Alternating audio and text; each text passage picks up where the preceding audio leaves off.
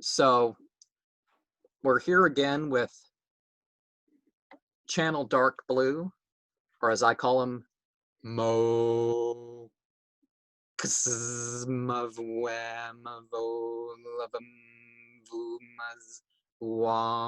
vumz fu, and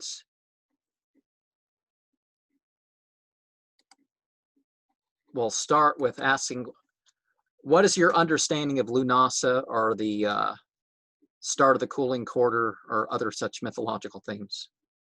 Yeah, first of all, I have to say that I am very poorly informed when it comes to these things in general. So a lot of things are unknown to me by their names and conceptualizations.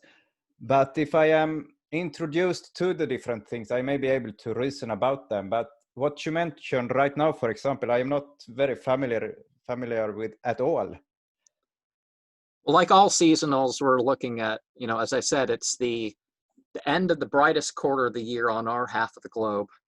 And it's the harvest of, like, I got berries outside. I got, Yes. some other plants like that. Cabbage, cabbage, the first of the grains in the corn, and that's one of the things that happened. And like a good Celt, I have found a dolly to burn. Yes. So I initially, got this in the clearance of the Valentine's Day, but years later, it is, probably 10 years later, it's finding a different purpose. Yes. But it used to go yeah, yeah, yeah, yeah, yeah. Yeah. So for a couple bucks, it was definitely worth the buy. Yeah. I mean, when it is having symbolic value, it's always fun to find new things that you otherwise never would consider buying. But exactly because they have this symbolic value, you buy it. And then, I mean, initially it was to entertain women, but now I see this as the heart, and yeah. we're going from the I give the seasons. Now there's a 3-train thing of the Celts, but there's also I give it the emotions. So you go from the season of love to the season of hate and war. So burning, the symbol of the season of love, is going to fit as well as anything. Yes. And they would traditionally burn a dollar. They'd save some of the last of the wheat, or there was no corn in that time at Europe that they came up with all this stuff. But they took some of the last. Nowadays, some people use corn husks and weave them together, but they used to take some of the last grain sheaths and stitch them into a dolly and burn the dolly. Yes.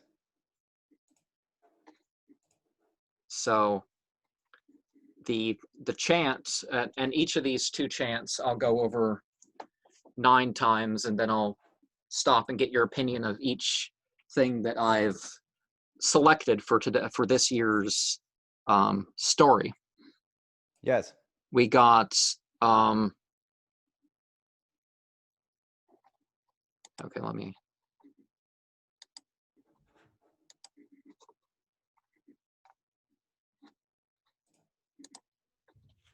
Oh, okay.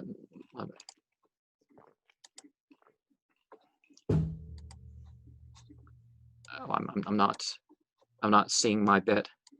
Okay. The seasonal chant is as follows. Zhzo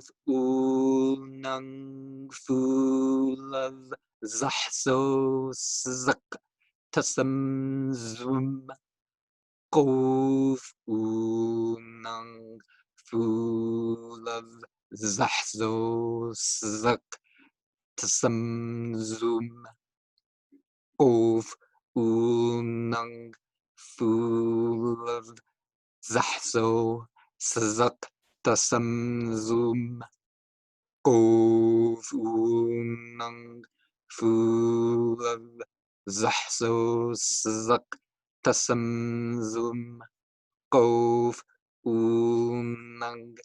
zhzo, zhzo, gov, unang, zhzo, zhzo, gov, unang, zhzo, zhzo, gov, unang, zhzo, zhzo, gov, unang, zhzo, zhzo, gov, unang, zhzo, zhzo. Any impressions about what you may think that may mean, other than the fact I've said that these chants always include the date? No, I think that, I mean, for me, it is, this is new, this kind of chant, so I do not know the detailed meaning of what is being said, but could you explain it a bit, what it means? Well, I don't always have much information about what they mean, but so Thursday night, because 6:04 p.m. Pacific Daylight Time is the cross quarter. Yes. And so the nearest sunset is when they used to start the seasons. Neo-pagans tend not to look at that stuff. They tend to say something else. You know, like they celebrate Halloween instead of celebrating Samhain. So they fit in with the Christian holidays of Lammas and Candlemas and stuff like that. But I turn to the natural cycles and stuff to do. Like, it's like on the internet you see today, all this stuff where people, they perform eclipse rituals when there's not an eclipse. Like, they'll perform it the day after. Yes. I know it affects the energy for like up to a week or something like that. I mean, the actual physical energy, but you know. The interesting thing is that I myself performed a ritual yesterday, and I got this ritual to my intuition. Then I just came to ask myself, what is the state of the moon? So I checked it on an application I have on my cell phone, and it turns out that it is full moon, the exact time I am led to perform this ritual. And I could sense this urgency within myself. Just even before I saw that it is full moon, I could sense this urgency within myself that I meant to perform the ritual now, not tomorrow, but now. I absolutely have to perform it now, as soon as possible. And so I saw that the moon, it's full moon, and I came to think of it as, yeah, I mean, perhaps it aligns in a way that I don't know, but there is an importance to it being at the exact time. I cannot wait till tomorrow, but there seems to be something energetically being important with the actual state of the moon.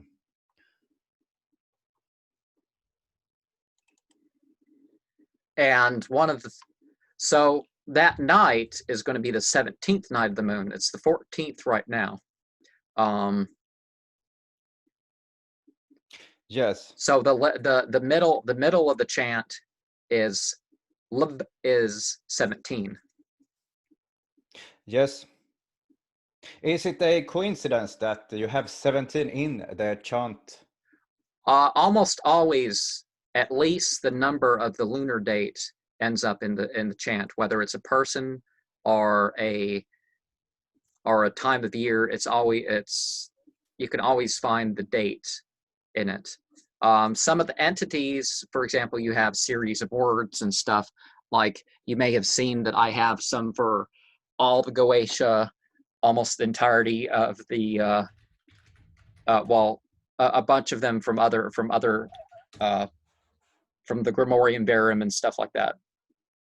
Yes. So they tend not to have the date as part of their chant. They Okay. tend to have, it's all basic words with meaning, and sometimes I figure out something about the entity as a result of the chant, not just in the sense of, oh, this is my gnosis, this is, you know, but I actually find out that other, like Lilith, for example. Lilith, I was figuring out my ritual for Lilith, and there was a chant involved. And it turns out that there's information that I was not quite familiar with that I was able to find because I realized what the words of the chant meant. And then I looked that up and found out, oh, there's all this information that coincides with that. Yes. And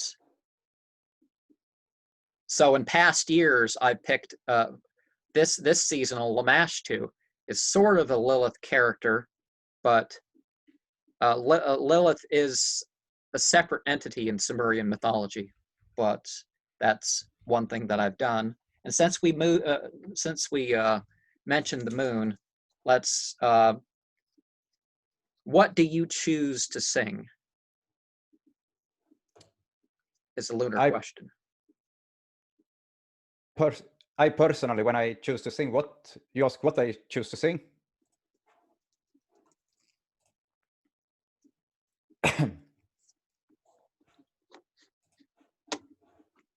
Because you may have seen in the graphic that I had for the explanation part of this seasonal, I choose what I sing.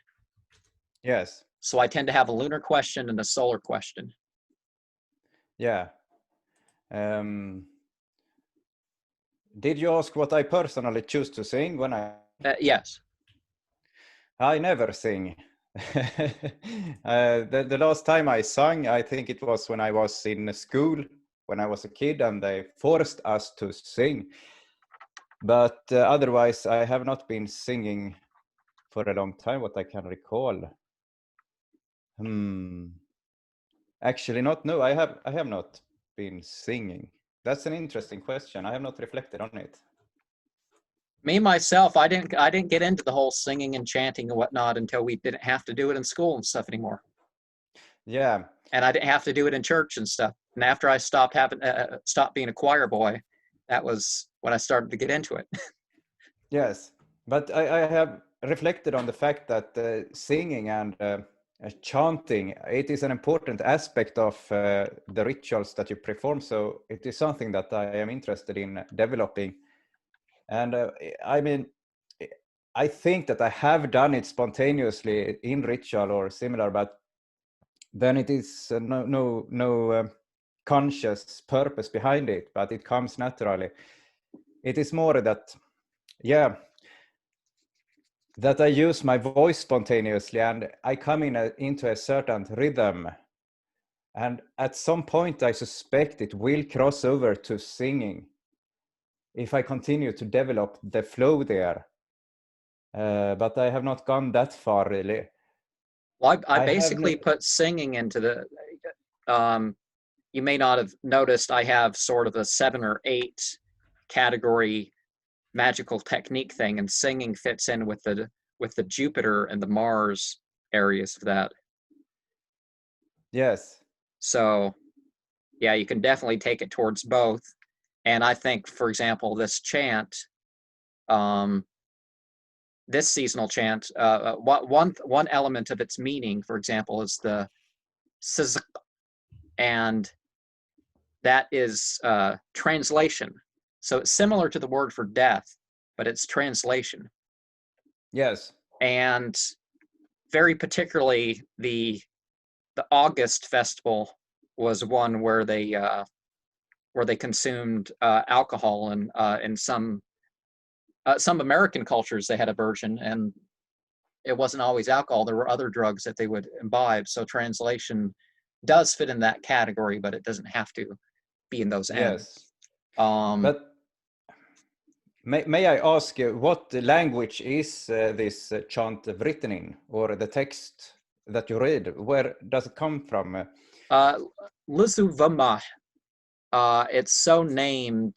Well, vumma is a word in that language, and so is Lzw. But it's so named because the first chants I got were entirely people's names, well, that doesn't really apply, but basically I got a whole list of stuff with my like the Goetia work, and my like the Goetia work resulted in a whole series of chants, and I didn't know what they meant until I started doing people's names, and then I ended up with the number system, and then I started understanding more and more of the rest. So you have got this language from deities or spirits, and you have discovered the meaning as you have experimented with it. Is that the correct understanding? And well, I've experimented with it, but it's like the meaning per se is separate, but that kind of leads to figuring out the meaning. Okay, but you got the language from deities, not from humans. It seems like there's other entities involved. Sometimes like a voice even. Yeah. Sometimes I'll see it. But one of the things people fail to realize nowadays is that there is other things out there influencing our dreams and stuff. Because sometimes I'll wake up and, I'll dreamt it. Yeah, because when I first heard this, I could not recognize it from somewhere else. I mean, I have not heard another human being or a culture pronouncing like that. So I thought perhaps this is some kind of celestial or demonic language that you have been given. Yeah.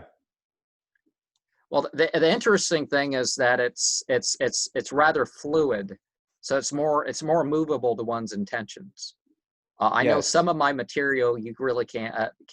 It's not quite as open as people, to whatever type of belief that people may believe. But some stuff like these chants, okay, you can be an exorcist, you can be a carcist, you can be a devotee of it, you can just be mentioning it as a cosmological thing. It's really not narrowed down like that.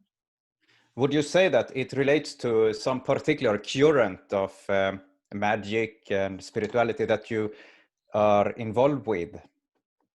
Well,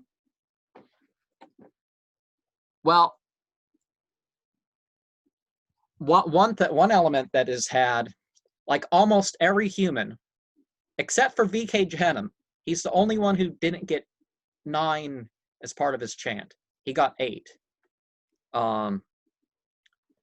But everybody else, it's 9, so it connects to all this 9 related mythology of the human being being 9 gates and 9 entities of this, and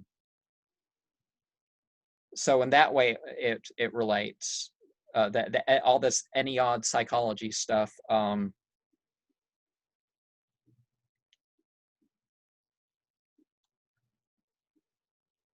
I don't really know how to express that, but it just seems to be an experience. It's like there are some mysteries in terms of some languages that I've looked at, like Enochian. There's some basic keys and stuff, and there's some other stuff we don't quite know what means, but even if you don't know what it means, it tends to have this effect. And so it's clusters of meaning and intention, like all language, but as you see from, it tends to be something you can use in a square and arrange in a mathematical sort of way too. Yeah, okay.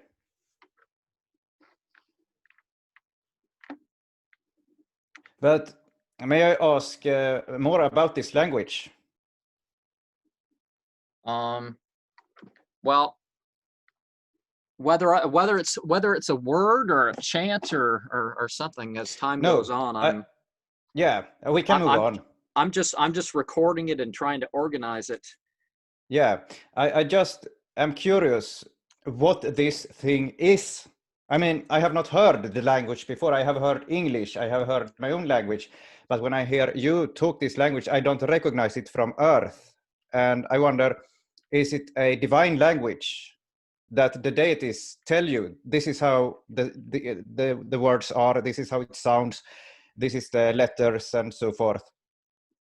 Well, I don't have its as you see, I don't have it have my own.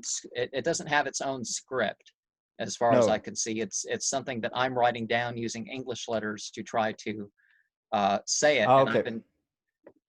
and there's a different way to say some of it. It's like you can eh, e, o, ah, you know, that u, and ch, or the C is also a ch, but so I'm given some variation with it, but I'm generally just representing in the 26 English characters, which it would be.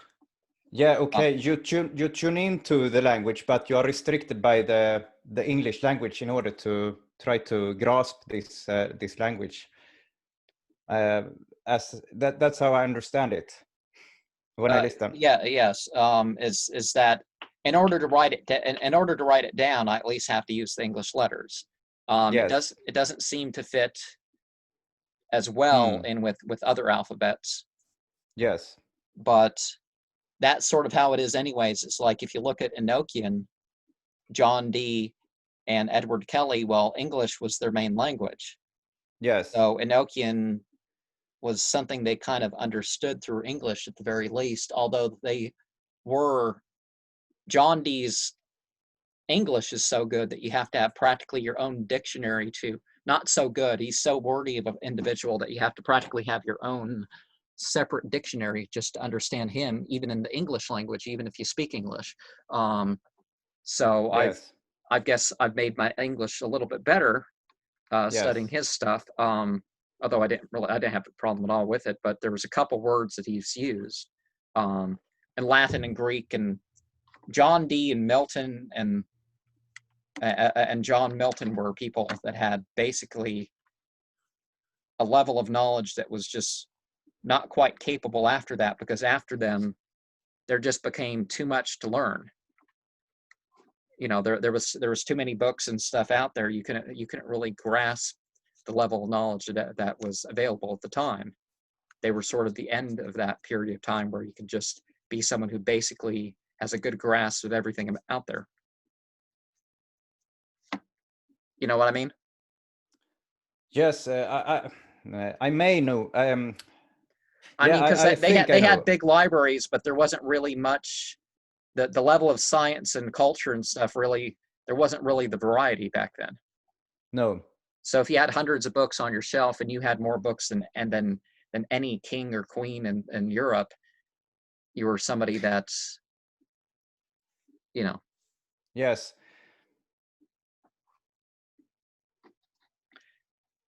And so we come to might as well throw in the solar question of world. How do you see the worldly things as sustaining your existence?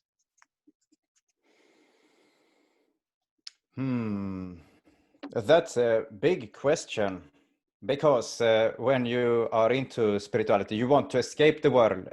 I mean, you necessarily don't want to, but a lot of people want to, and they don't consider that the world sustains them, but it does. And the question then becomes, in what way does the world sustain me? How do I view that the world sustains me? I guess it has to do with me giving something in return, because after all, what I am is also coming from around. I'm not isolated, but I'm influenced by what I have around. That's the most general answer I can give on the top of my head. But we can go deeper into the question, perhaps. Well, one thing we have now, I'm leaving things open. If people want to, a lot of my stuff, people want to worship the things being mentioned, if they can worship them, if they want to consider it, whatever, and hence the thing with the language. But like, for example, the symbol you see in the middle there, the Well, you can't. I, You know. You know I what? You can't really. Okay, my graphic isn't. I drew a card just. I got the intuition. Something told me, draw a card now. Do it now. And I got the Emperor. So it will be interesting to see what you will talk about now here, if Well, it relates to the Emperor. of all the cards in the tarot, except maybe the Ace of Wands, the Emperor is really the most read. Ah, interesting. And Red. that's as I've said, it's my. I have this color scheme of the seasons. So this one Yes. is red. After Yeah, that, blue, exactly. and then orange, black, purple because it's the coldest time of year, and you kind of get purple if you stick your hands outside. And then green, yellow, and white. So that's my seasonal round of the colors. But you see the symbol there, the rune-based symbol with a 333. Yeah, in And the middle there. 3 hours and 33 minutes is how long you have to spend in the dark to get your full night vision. Okay. So after about 3 minutes, you get about a third of it. It gets even deeper after about 33 minutes, and it's like you wake up after 4 hours sleep, and then you can see like, I don't. Oh, there's a deer. There's a deer eating a mushroom outside, and it knows I'm watching it. I'm sorry, I've got distracted. It's the A meaningful coincidence, perhaps, but we the don't know the meaning yet.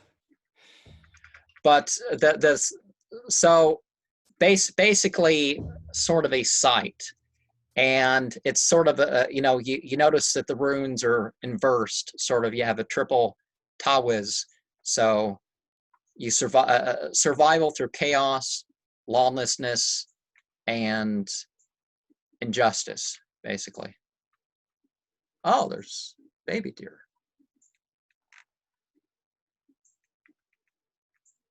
Well, as long as it's only mushrooms they're eating. But yeah, that's the symbol. So two numbers came up to use this time. 18. 14. Not 18. 14 and 88. So two phrases it was important to come up with, I guess. So particularly with what's going on and it being a start of a season of war, I mean, it never has to be, oh, there's abundance, let's all go to war, so we squander some of our resources and have less for winter overall. Well, no, that's not what they say, but because have you looked into Celt or Norse mythology about that relates to that time of year in that respect? No, I have not done that. That's the part of everything that I have ignored a lot when it comes to seasons and earth and my place in this cycle of seasons and so forth. So I have not looked into it at all, actually. When But they gender it, the cross quarters are given the female, and the equinoxes and the solstices are given over to males. Although the equinox of the fall is given the blue, and it's given the son of the mother, basically, the son of the mother. So it still is a sort of a sun holiday, even though mother is part of the seasonal name.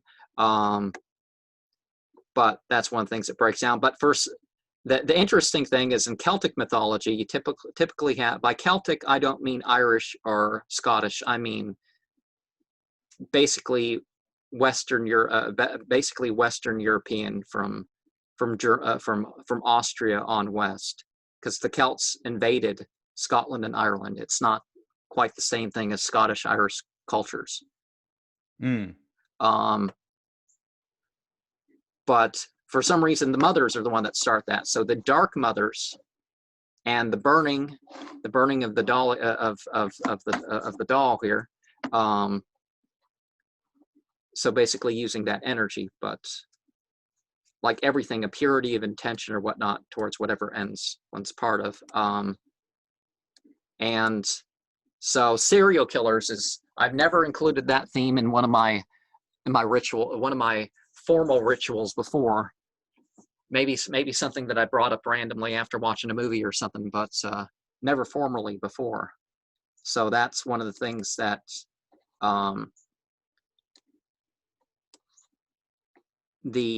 what was his name? The ogre of the Ardennes. He was called the Virgin Hunter. Michael Paul Fourneret. And he was sort of helped in what he did by Monique Pierrette Oliver, if I'm pronouncing that right. But you'll see that in the bottom of the graphic there. That's them. And basically their influence was that whole mother theme. And I list off the victims. And that's part of the reason why did I say the phrase? Did I say the 14 phrases? No, I'm not sure. Okay, so the first of the phrases is a lot more general. Well, actually, they're both pretty general. We must strive for the existence and future of our people and our children. And I have the rune of protection and homeland in the middle of that graphic there. And the other one, which related more to what we said before, I altered a quote from False Prophet 5, page 16. It's all within the blood, nothing outside the blood, and nothing against the blood. So that's the 14 quote. But in the memory of, we could say there's 14 victims that they would know about. They don't know the name of the unknown man that was killed. Christian Bernucci was executed as a result of thinking that he did one of the killings, but it doesn't seem that he did the killing. Robert Bowlin was killed. And then you have Isabel Laville, Farida, Hamiki, Mary, Angela, Domis, Fabiani, Leroy,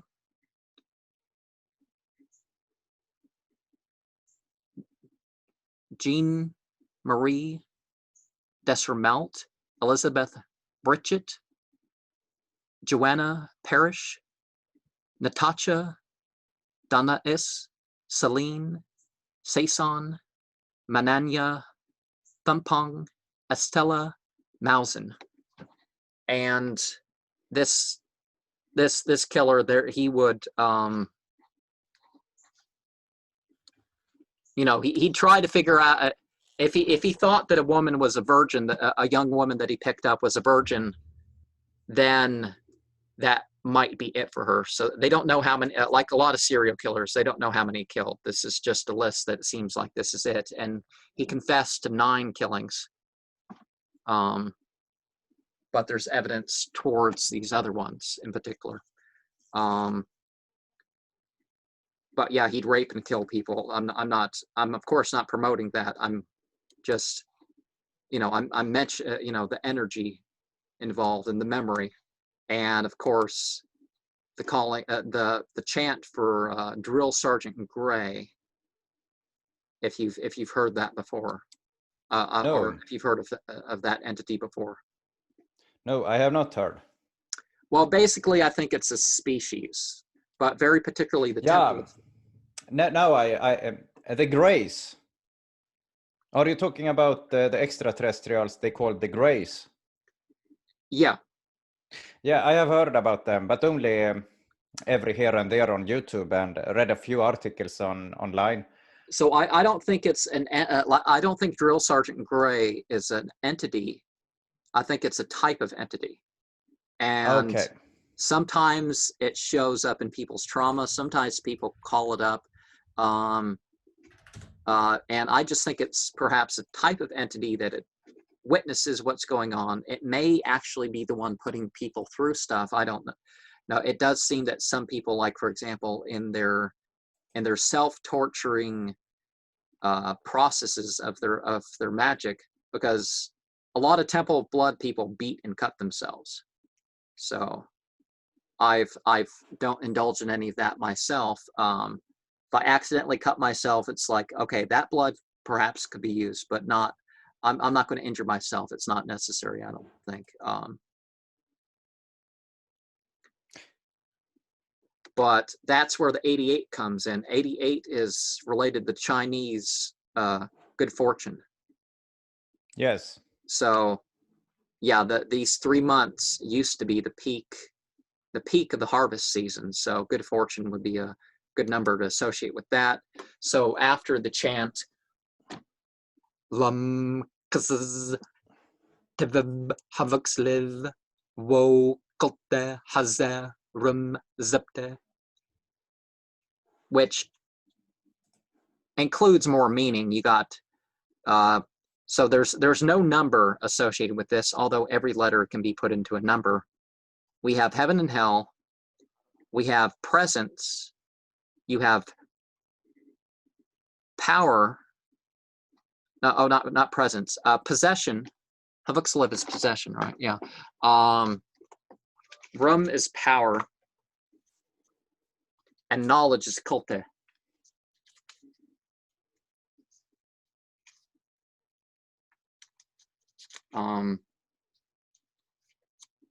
Okay. Oh no, I'm sorry. Power is klti, knowledge is rum, and hvxliv is possession. Hussy, I don't remember if there's any other meaning for that, but that's the Drill Sergeant Gray chant. And so, like the other, I would say it 9 times. And I'm going to say the poem I came up with to further convey the meaning, but let me switch to that graphic there if you have any thoughts before we start that.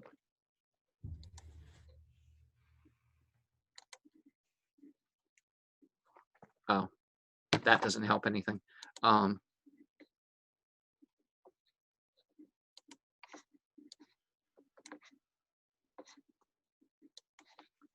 sorry, I can't. I'm trying to read this thing.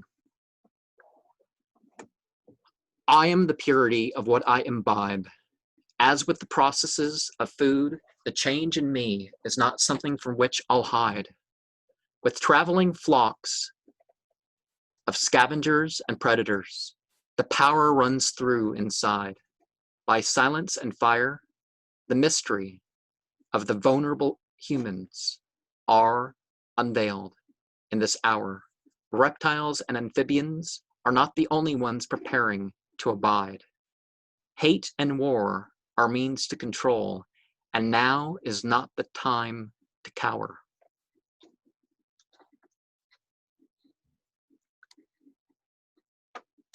So what's your impression of that?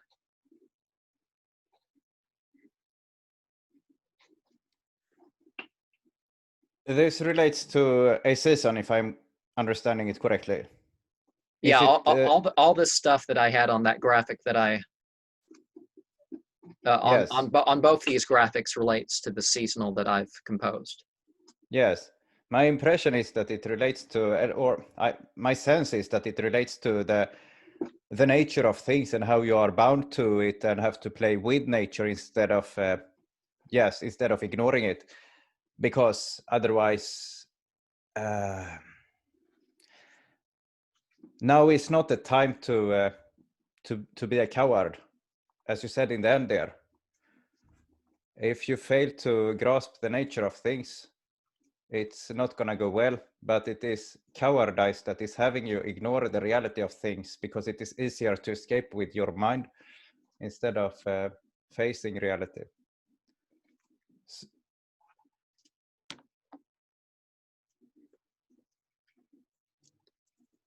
Well, I thought that this would be I thought the selection that I did would be a particularly, with all the strife, you know, even dozens of more even a dozen more murders a day in some of the cities in my country is with what's going on. Where,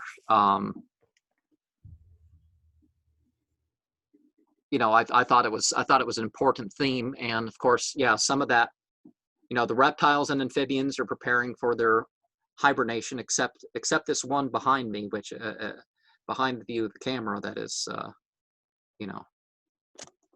Yes. You know, him. Oh, you can't see unless I turn it off. I saw a little bit of the red one there.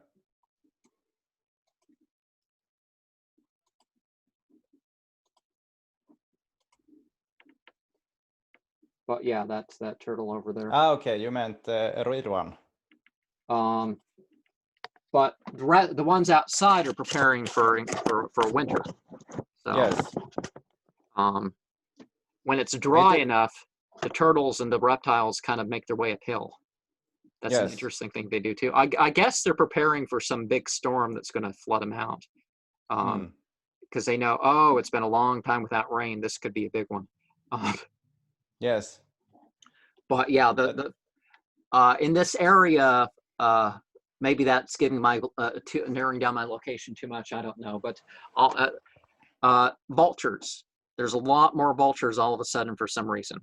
Just like parts of Israel, there's a lot of vultures. Different parts throughout the U.S., there's different packs of. Yes.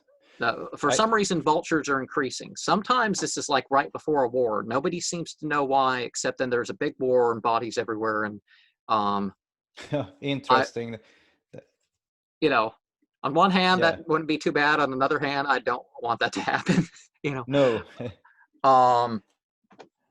What you read reminds me of transitioning, and how you have to also transition, because nature is transitioning and you have to be aligned with the transitioning. And it forces giving up and also embracing something new. One of the things that I was looking into, I've been because Celtic New Year is like around November 7th. I've thought, okay, I'm ahead of things to a degree. I can start on my Celtic New Year stuff. And one of the things that you find, of course, is Merlin. So, well, actually, Merlin kind of predates the Celtic mix, but it got turned into a Celtic story when the Celts flowed over England and Ireland and Scotland and stuff. But Merlin is obviously pre-Christian. Even in the stories of Merlin and King Arthur, it's obviously a pre-Christian story. And one of the things about Merlin, he seems even more not in line. He doesn't try all this stuff where Merlin's very much in working with nature. None of this sexual purity, that's okay. But not this, I'm going to try to be a virgin all my life just because I think that's pure.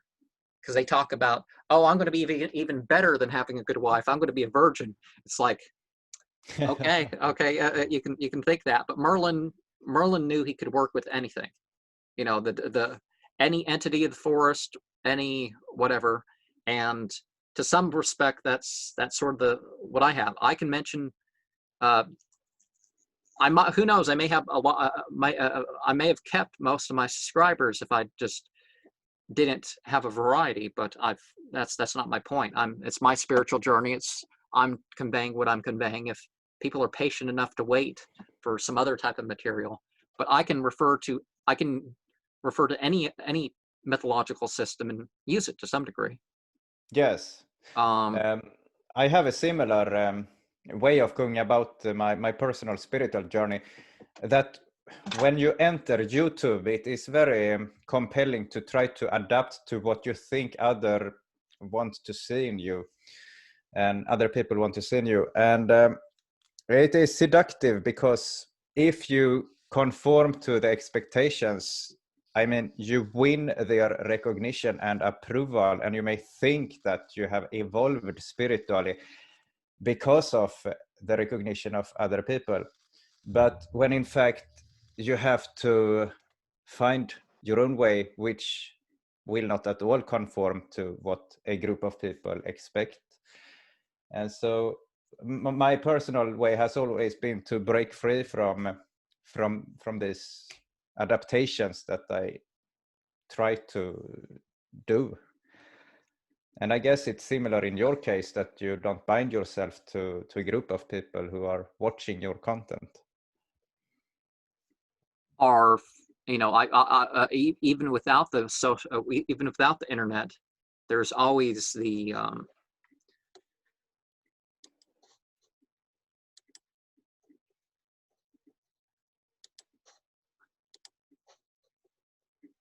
okay, maybe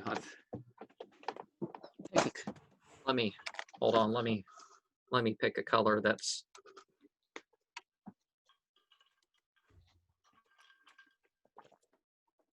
maybe that's too much.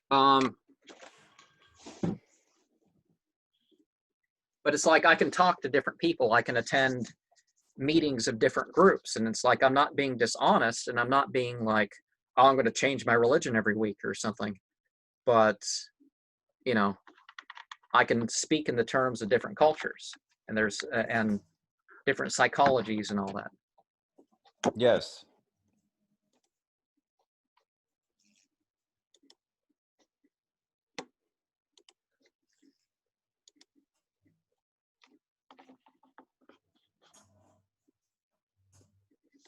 And so I guess that's part of why I do the seasonals, is that it's a way to that multiple different types of people with different types of belief can look at different things and like sort of interact with this. Like I used to try to have a person or two or whatever over for these things.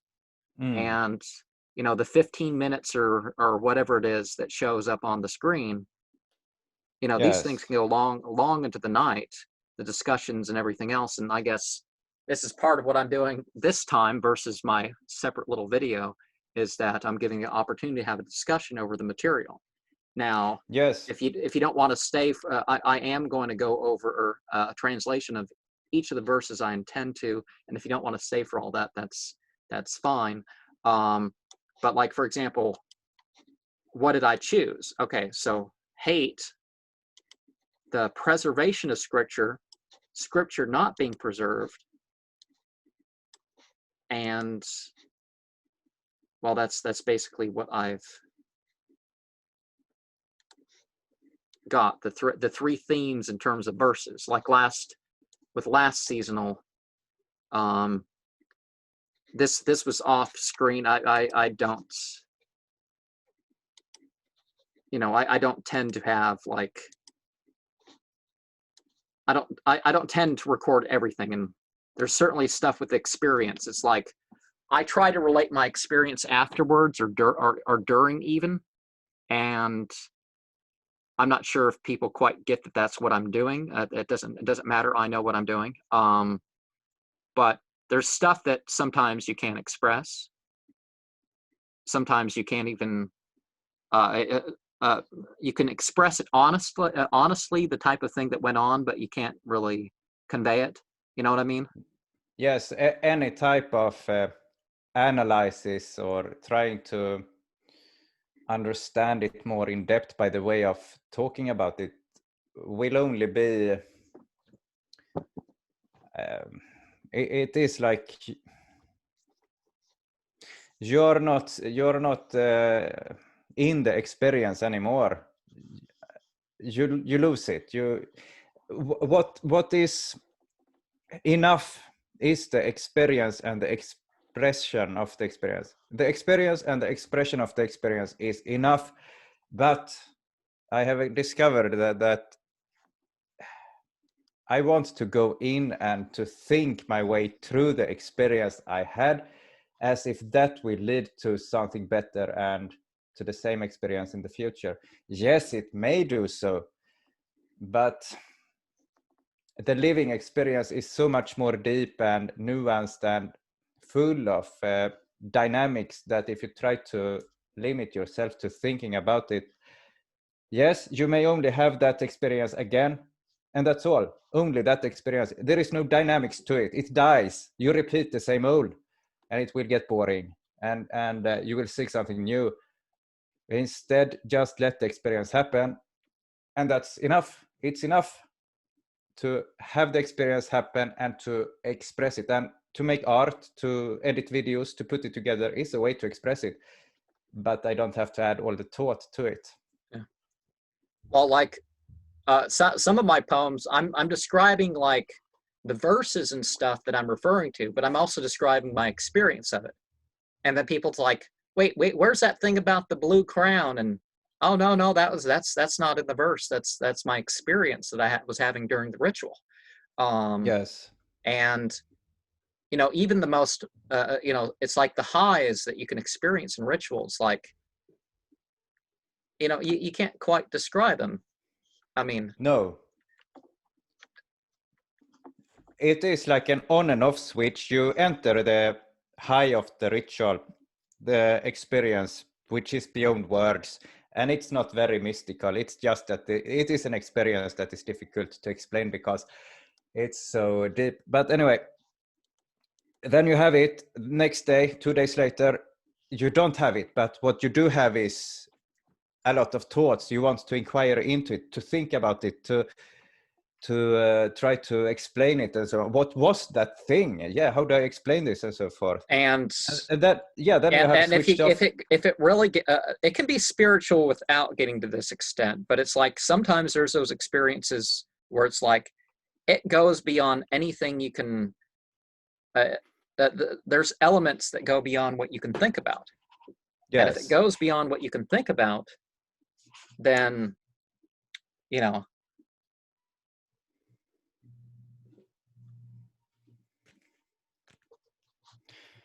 but I got the tower card. The tower card. From the point of view of consciousness, if you suddenly switch into the unconscious way of perceiving things, I mean, this, which is beyond language, this you talk about, which is so much more, then you have like, you have the tower. It totally shifts your perception of reality. And then when you go back, you try to put the things together. You try to build the tower up again, by the way of language. Well, even something as not. I mean, it's more my experience of it is I admit it's far more grand in my experience than it is in the telling of it, my Lzwvmmh chants and stuff. But yeah, thinking about them, using them again, it kind of has an effect that's more than just, okay, here's this language. But yeah, when you look at the scriptures of the world, there's stuff. It's like if you read the Bible in Greek and Aramaic, it does something that there's something about it. Some of it has a beauty and whatnot to it, but some stuff meaning wise, it's like, what translation has this? Some stuff, it's like you find it, it's like out of nowhere. It's like you've seen all sorts of Bible. I've seen all sorts of Bible translations.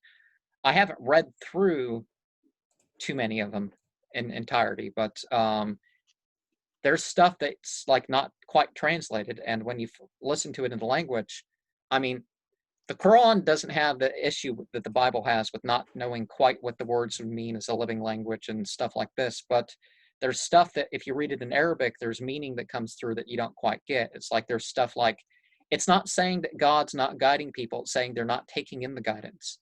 It's like they have the letter Yah. If it's before a word, something's coming in. So no taking in, not of God, they're not taking in God's guidance. That's a whole different thing than saying God's not having that guidance out there. It's like nature guides us all the time. That's why they talk about the book of nature. But like in the Bible, you realize that there's this type of being that's like a human. It has choice, but it's more like fire, and humans are like clay. So, but that's not quite as clear in English. In English, we talk No. about angels, and it's like, what in the world is an angel? Because it's used in so many different contexts. It could be a sex worker for all you know. Yes. But I've found this out. Like, for example, insanity is quality like a jinn is another way to translate your typical Arabic word for insanity. Okay.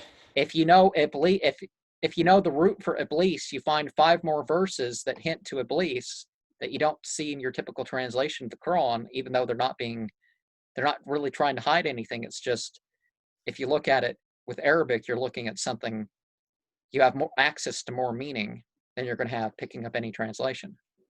Yes. And there's always the issue that things seem to have, it's like this, without a master stuff for Belial. That's not quite what the word means.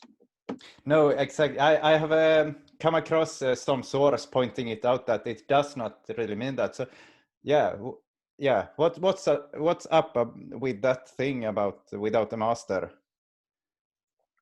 Well, they thought it would fit in well, but it's really, it's based sort of on the translation. They say, okay, nothing upon me is a way you can translate it, but not nothing in sense of nothing. Like basically, ball, not ball, the Bates Lamed is nothing, like an insult, nothing. And one of the things that you do find, like the Jews in particular would insult other cultures and other entities and stuff. It's like there were no Palestinians until the Romans conquered them and said, oh, you like to insult people calling them Palestinians. Okay, so we're going to call you all Philistines. So we're going to call this land Palestine. And you all are Philistines. And in the 1920s and 30s, before the state of Israel, they said, we're going to come up with this, we're going to call this land Palestine, and then we're going to pass on that name to the people who aren't with us, and we're going to conquer the land and call it Israel. So, that was very deliberately part of the plan. But there was a little twist. The Bible has a little twist of language. But any study of the Bible will show you that there's been changes. The people who run the people who were in charge of deciding what was in the Bible and passing on the Bible, particularly the Christian section, they were making it bigger, making it smaller. They were changing words here and there. There's 1,500 versions of the Greek Bible. The Greek New Testament, there's 1,500 texts, and none of them fully agree. No. There's over 10,000 variants. That's huge. 10,000 variants. That's Yes, exactly. I have been thinking that, yeah, perhaps there is a reason anyway that Belial becomes without a master, because it still is relevant to our culture and to us who are engaging with this, that for some reason we are drawn to it because it makes sense, it works for us, and therefore we embrace it, and therefore it also becomes true. It becomes an aspect of Belial that is reflected in our culture, in our time. It would perhaps not have worked in another culture, in another time. So that's the thing, though. They looked at the priestcraft of the Christians, of the Jews, and then the later Christians, and said, "This is nothing to me." So you sort of identify with this. I'm beyond this. I'm beyond this authority, or I don't accept this authority at all. So, obviously, there's some good stuff in there. I'm not saying that at all, but it's like.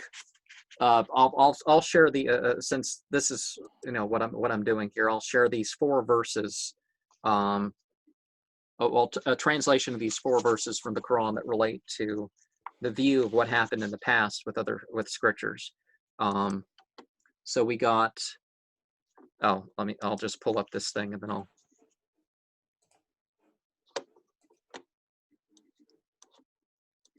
Okay. Oh, sorry. Okay, 275. Do you then hope that they will believe in you when some of them have already heard the word of God and knowingly perverted it, although they understood the meaning? And obviously, when I go over these, I'll have my own thoughts. But what are your thoughts on that verse? And that's a thing that I have been contemplating, especially when I was more into the Christian context, that if you know the word of God and God is good, how can you then turn away from it? I mean, if it is natural for humans to seek that which is good, and you see the good, and it is good, how on earth or how in the universe are you then able to turn away from it? It sounds like an impossibility. Either that God really is not ultimately good, but is only a choice of a few, or some people are truly misguided. And yeah, no, you are not misguided if you turn away from what you know is good. I mean, what in your soul is able to turn away from that which is the natural course of your soul to seek evolution, to turn away from that? And not only that, but can you make that your goal, to turn away from that which is good? That would be self-destruction. That would be evil in the sense of destruction for no purpose. Yeah, exactly. So that's the thoughts I have had when I have contemplated that question or that expression.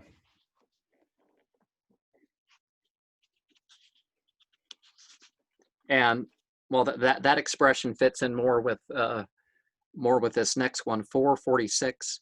You to whom the scriptures were given, believe in that which we have revealed, confirming your own scriptures before we obliterate some faces and turn them backwards, or lay our curse on them as we laid it on the Sabbath breakers.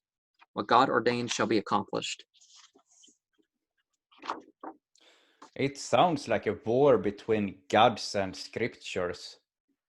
I did not get the whole meaning of what you read, because it was a bit... there were many layers to what you read there, so I don't think I comprehended it all, but to me it sounded like people are fighting to have their thing dominate. And that's the thing with when they say that, yeah, if someone say that I turn away from God even though I know that God is good, no, I don't. It is that I don't agree that the God you take to be good, I don't agree that God is good, and therefore I turn away. I don't turn away from something that I think is good. No, I turn away from something that I think is bad. Otherwise, I would not turn away from it. And then those who are standing at the other side, they say that, they say that I'm misguided because I turn away, that I don't know the good. But hey, I am capable myself to see and to come to an understanding of what I think is good. And that's the struggle we have. We all have this freedom, and then we fight because, yeah. Well, we tend to find something elsewhere. What? We tend to find something elsewhere. And is it part of the path or is it not part of the path? And like if we're looking at something, it's not that, sometimes we look at the people or whatever expressing the path, and then we say, then we might reject the revelation as a result.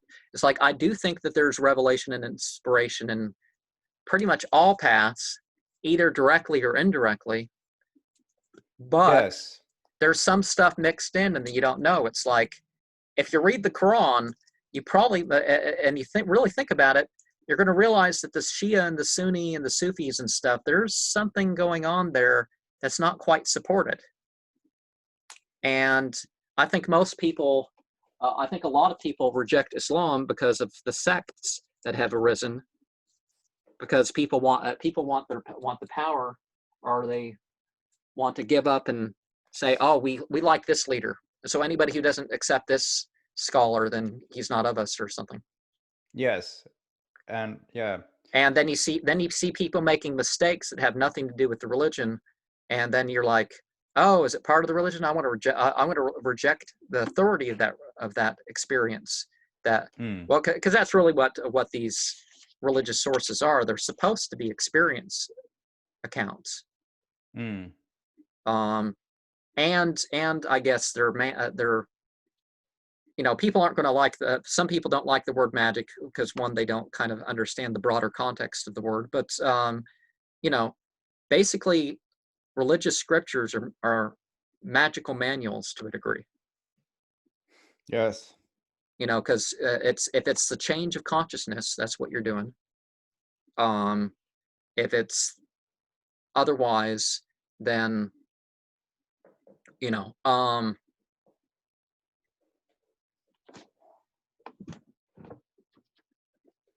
but yeah, it shows all sorts of uses. It's like sympathetic magic. Any subject that you can look up the verses on the subject, and you can use those, and people are going to use the word spell. You can use those in spell. It's like how many books have been written about the magical uses of the Psalms, and yeah, exactly. We have 5:13 here. People of the book, our apostles come to reveal to you much of what you have hidden of the scriptures, and to forgive you much. A light has come to you from God, in a glorious book with which God will guide to the paths of peace those that seek to please him. He will lead them by his will from darkness to the light, and will guide them into a straight path.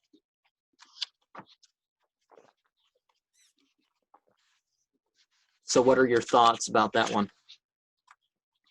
Yeah, who is this guy who will lead me to the straight path? When I go into a church, I see this guy hanging on a cross. It's Jesus Christ, of course. And then I listen to Christians who tell me that you are not supposed to have idols, idolatry. But who is Christ? Isn't he an idol? If you go into Islam, they don't have a guy like Christ. They are in fact more loyal to this idea of not idolatry, of avoiding idolatry. But when you have the Christians having Jesus, I cannot say that they are not doing idolatry. Why are they not doing idolatry when they have Jesus? And if I find something that works as a better idol than Jesus, why shouldn't I embrace that idol? But in the eyes of Christians, they would say that I open the door to demons when I perform idolatry, when I work with other deities.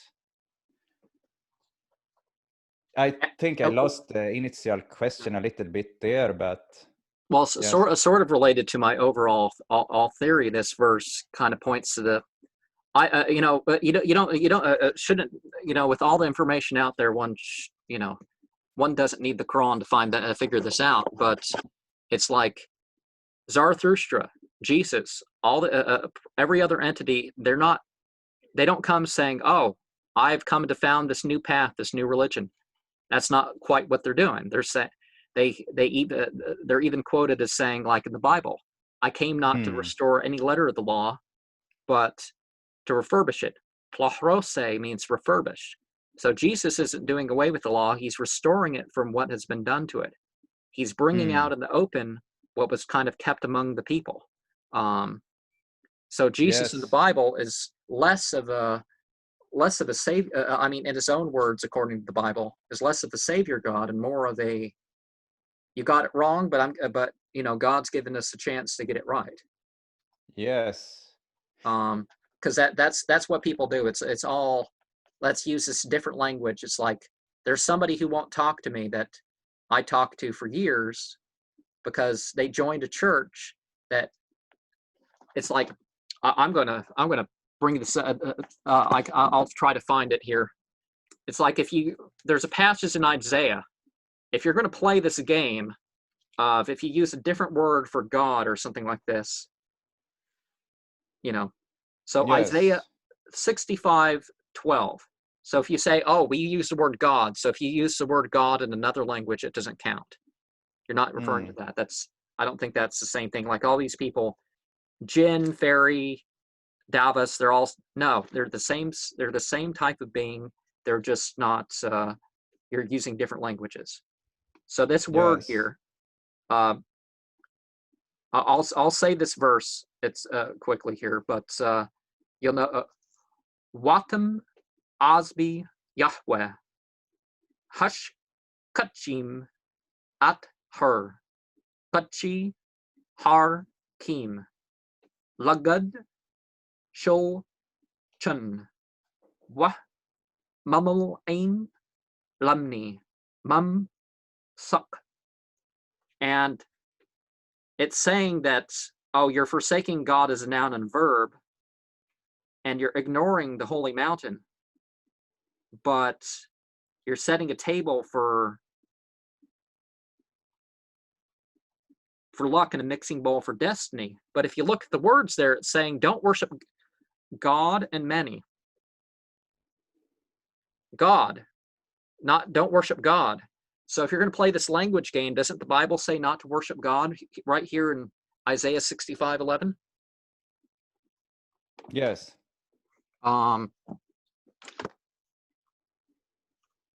I even found in India there was these people in India, and they literally fought wars. They fought religious wars, and they basically worshipped. There's multiple cases actually, but the more interesting one is where one group they both worshipped what they considered the most loving God. That was their favorite name of God apparently, but they spoke different languages, and the rulers of the two lands said to fight. And so they fought war. They fought a war. I don't remember which side won or any of that stuff, but literally, they even worship the same quality of God, and they're fighting over it because they spoke a different language. Yes. Because India today, it was worse back in the day. India today there's like 60 languages, 60 something languages going around that country. There's 22 official ones in their constitution, but Okay. that's the game they play. But this last one, as far as this subject from this source, Surah 5, ayat 41. Apostle, do not grieve for those who plunge headlong into unbelief, those who say with their mouths we believe but have no faith in their hearts, and those Jews who listen to lies and listen to others who have not come to you. They tamper with words out of their context and say, if this be given to you, accept it. If not, then beware. I'm reminded of the Talmud, but what are your thoughts? My spontaneous thoughts. I had it on my tongue here, but there is something with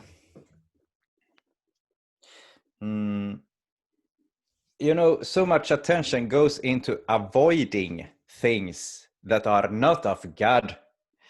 But I fall into this way of viewing that everything is of God, and it is a matter of yourself, how you relate to it. The light, after all, has to be within you. If you have the light within you, you can look at anything in the world and not be moved by it. So why would you try to avoid it? You would come from a place of fear if you try to avoid it. You have to remain in fear of that which can come and not, in your view, be of God, for that can overthrow you.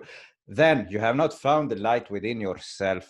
But if you have found the light within yourself, if you have found God, however you view it, God as outside or inside yourself, if you have found that principle and are based in it, there is nothing in the world that is not of God, but there is action that is not of God. Yeah, if you embrace and support action that, for example, is about abusing innocent people, then those actions are not of God, because it comes from within yourself, of a place not being of that light, but you're misguided. This kind of spiritual ignorance they talk about in Buddhism and so on. But otherwise, anything that you can perceive, there are nothing that possibly cannot be of God that you can perceive. However, how you relate to it is another thing. And if you have the light within, you're stable. You're not moved by it. You do not get carried away by these actions that are not conducive to civilization, for example. Well, one of the things that there's all this talk about the negative commandments. If you pick up Tanakh, you're going to see that most of the commandments are positive. So why is all this stuff about the negative? You can't just say, oh, don't do this, don't do this, don't do this. It's you got to focus on what you can do. And yeah, it's like you're saying, if you have this consciousness, the whole of existence that you encounter is something that you can put towards that. It's like everything is spiritual. Well, if you want it to be. Yes. If someone is practicing, if someone is breaking the 10 commandments, say, for example, someone is violating my basic freedom, then I don't accept that as being of God. I mean, I don't accept that action to be aligned with God. But I accept that the fact that it is happening is a quality of the universe. And when I perceive it, I don't have to change it, but I have to remain stable in myself as the one who don't allow that to happen against me. I don't think that this makes sense now, but there is an obsession in people with trying to fix the world instead of just remaining stable and light within oneself. If one finds the light within, one does not have to change the world, because the world will have to change in accordance with your light, because you stand your ground, and the world outside will start to conform, and it becomes like a spiritual battle even. It is not that people just say, okay, I see light in you, I change my ways. No, it means that if they cross your boundaries, you act in such a way that you defend. And in that way, you stand your ground, you stand your light. But this becomes more like the left-hand path idea of your freedom being the highest thing, and so on. Well, and look at the one verse that we've already talked about. That's, oh well, if they're not accepting it, you know, there's different ways that that's said, but it's like, okay, well, it's you know, if you've had the you know, if such and such has had the experience, well, they've had the experience. If other people want to even turn down the obvious truth amongst that, then, you know, and sometimes I'm not saying that everything that comes down in scripture is like, oh, that's super obvious, everybody should accept it on hearing it at first. That's not quite it. I mean that everybody would automatically, you know, but you know what I mean. They've you know, it's not that everybody accepts your way and you're trying to force your way into anybody else. And no, not at all. That's how the chief of Mecca accepted Islam, because he realized that it wasn't going to be forced on him. And, you know, he already had he already had it. Okay, how do we say I know my people broke the treaty. What are we going to do? So that was already in line, that, okay, send the word ahead. And if, you know, we can have a relatively bloodless takeover here, because basically we've ruined our chances and we're going to be overpowered. So let's just admit that. But basically, it was like, is it going to be a convert or die situation? It's like, and he was like, no, we'll let you stay whatever you are. And there were people, there were obviously people who didn't want that to be the case. They're like, no, don't even allow him that. But when he realized it wasn't going to be forced on him, then he realized, okay, maybe it's a little bit more authentic, and finally made his decision. But then again, Yes. you end up, if you force religion, you know what happens when you force religion, you end up with what it's like Tibetan Buddhism. What's Bon? They don't even really know what it's really hard to tell what's the type of Buddhism that made its way into Tibet and what is Bon, because they mixed so much that it takes a scholar to figure some of that out, and there's still mystery. Yes, and I have been contemplating Buddhism because, yeah, especially Tibetan Buddhism, because, yeah, perhaps it lies in my past lives that I have been engaging with similar things. But I think that Jesus Christ is forceful, while Buddhism is not forceful. Buddhism can go into any context, even the darkest of darkness, and light compassion there and make a functional Buddhist practice even there in the midst of darkness. But Christ, on the other hand, he comes with his majestic army of light angels, and they are gonna battle Satan. Yeah, of course, this is only one way that Christians may view it. There are other ways. This is the dualistic way, that you have Jesus against Satan. But anyway, if we take that Christian view, then you have this forceful Christ, and the whole practice becomes about keeping Satan out of your life, and making sure that the demons find no entrance into your life. And you can see in the YouTube titles to different videos on Christianity, these motivational speeches, the titles are something like how to make sure the devil doesn't enter your temple or whatever. It is always about this threat from the outside, and then being a warrior of God with your armor of God, and so on, and fighting this force. But Buddhism, it's somehow it can go into the darkest spiritual contexts. Oh, it's like, have you seen the Dalai Lama? The Dalai Lama is like pretty calm and all that stuff, but here's like, oh yeah, we have death curses. You see these little clips of some of these spiritual leaders, and it's like, yeah, exactly. And hits you out of nowhere, That's the thing, that when Buddhism goes into darkness, it finds a way to utilize these dark forces for purposes of good. And that's what I like about it. And that's also why I always am told by my own deities to keep compassion, that I have to never let go of the principle of compassion, even though I may not understand compassion fully. But that's a central thing, because when you have it, you are allowed to go anywhere and embrace any forces, because you will not get lost. You will not do anything foolish against others or yourself if you are rooted in compassion. I hope, at least, and that's the plan.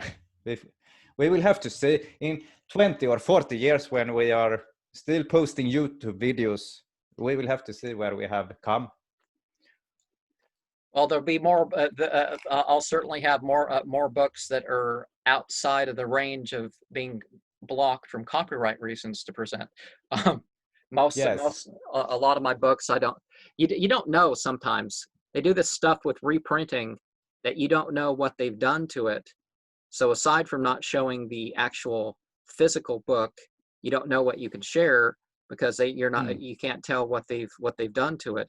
And they're saying, oh, well, you can't, you can't, only the briefest of quotes are, they're going to come after you. So, Yeah, I got the devil card. I drew a card. I just picked the card. I lifted the deck and took a card from the middle, and I got the devil card. I don't know if it is meant to be something relating to what we are talking about, but yeah.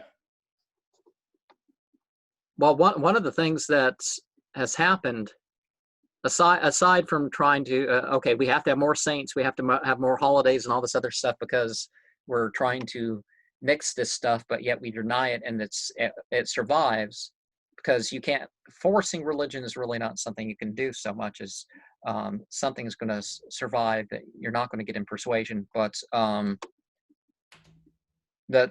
feminine and the negative, it's kind of been pushed off into the corner, and so much of the devil stuff has been put off into that.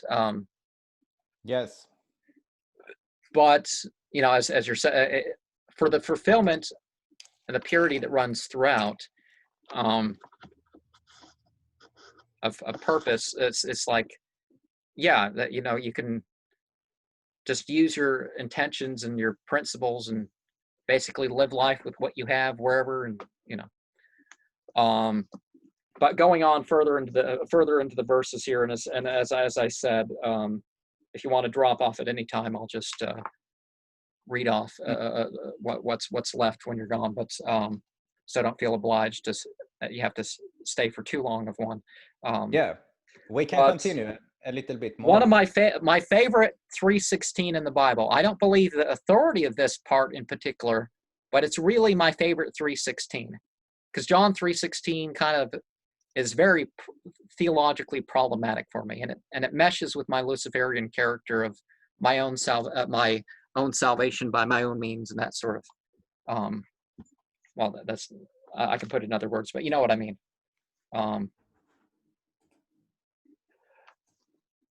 Yeah, so I'm not familiar with the Bible passage in question, but if you can read it, it would be great. John 3:16 is like probably the most known part of the Bible, because there's parts of the Bible that, okay, which version of the so-called Lord's Prayer that's adapted from a 400-year-old prayer said by Bacchus are you using? But for God so loved the world that he gave his only begotten Son, and everyone who believes on him may not perish but have life eternal. So basically, yeah. So God couldn't have forgave us unless he sent his Son, and everybody believed it as that. But my seasonal, I don't know if I didn't have the video. I had the afterwards, but my last Ostara ritual, basically it was, I went over the whole Son of God theme, from so-called Old Testament to so-called New Testament to Quran. And basically you have, okay, it's much wider than you think. It's sort of metaphorical. And then you get to the point where it's like, okay, it's something you can't take literally, and it's mixed with so many lies, just kind of discarded. And then you pass on, then the ritual, rest of the ceremony, because some of these, like, that's why I have these verses, is not only get myself in theme-wise, but get myself into state to such a point, and it can take a couple hours before you really just, or I just hold it, and it's like, okay, I'm keep on going, and sometimes I'll have more than what's here. It's like I'll break into glossolalia and stuff like that. But basically, if you read the Bible with all the Son and Child of God talk, you realize that it's not quite what the Christians say, and that it's something you can become. And then you get beyond that language, and then you get admitted into the company of. So that was literally what happened to me in that ritual, to put it short. It's like, okay, I got into the devotion and all that. I'm not saying that wasn't the case, but it was like I was there. I was on the great the Black Enochian cross. I was in through the door. It's like I was in through the door and amongst a series of beings that was like I was the company. I was among the company of these beings. They weren't like gods I was worshiping. I was just one of these beings with them, and they weren't human. That's really all I can say about it, aside from the fact that for like over an hour afterwards, I was,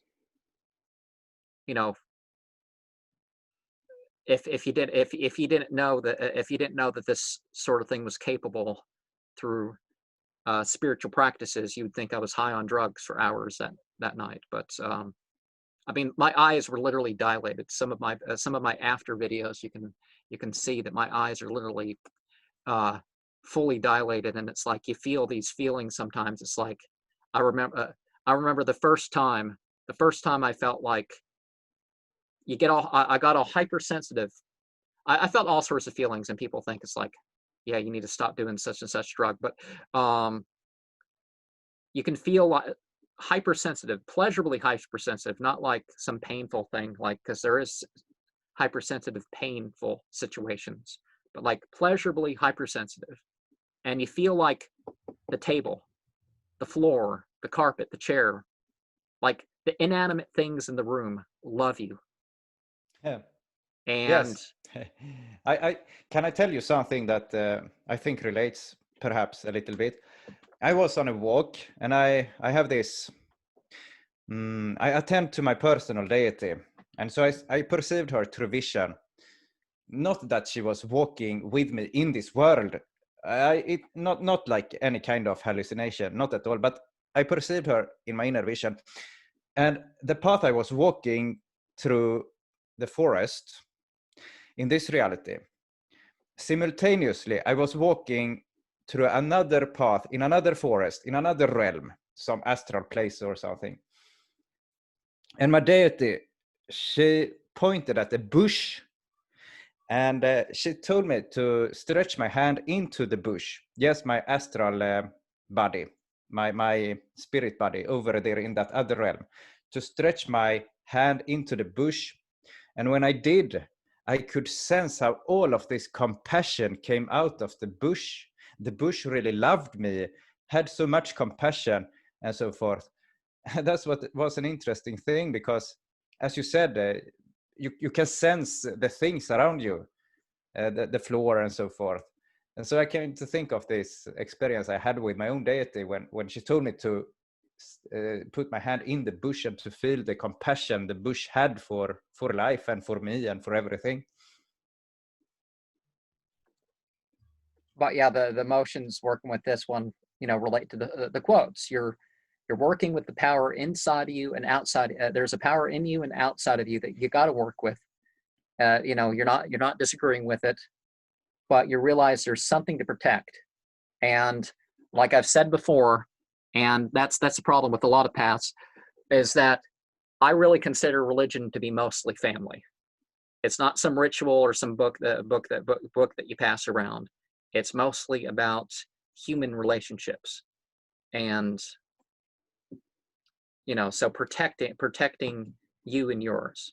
That's Yes, because what I discover is that with YouTube here, we may think that we are separated when we watch people through screens here, but I don't think that we are separated over at the spiritual realm in that way.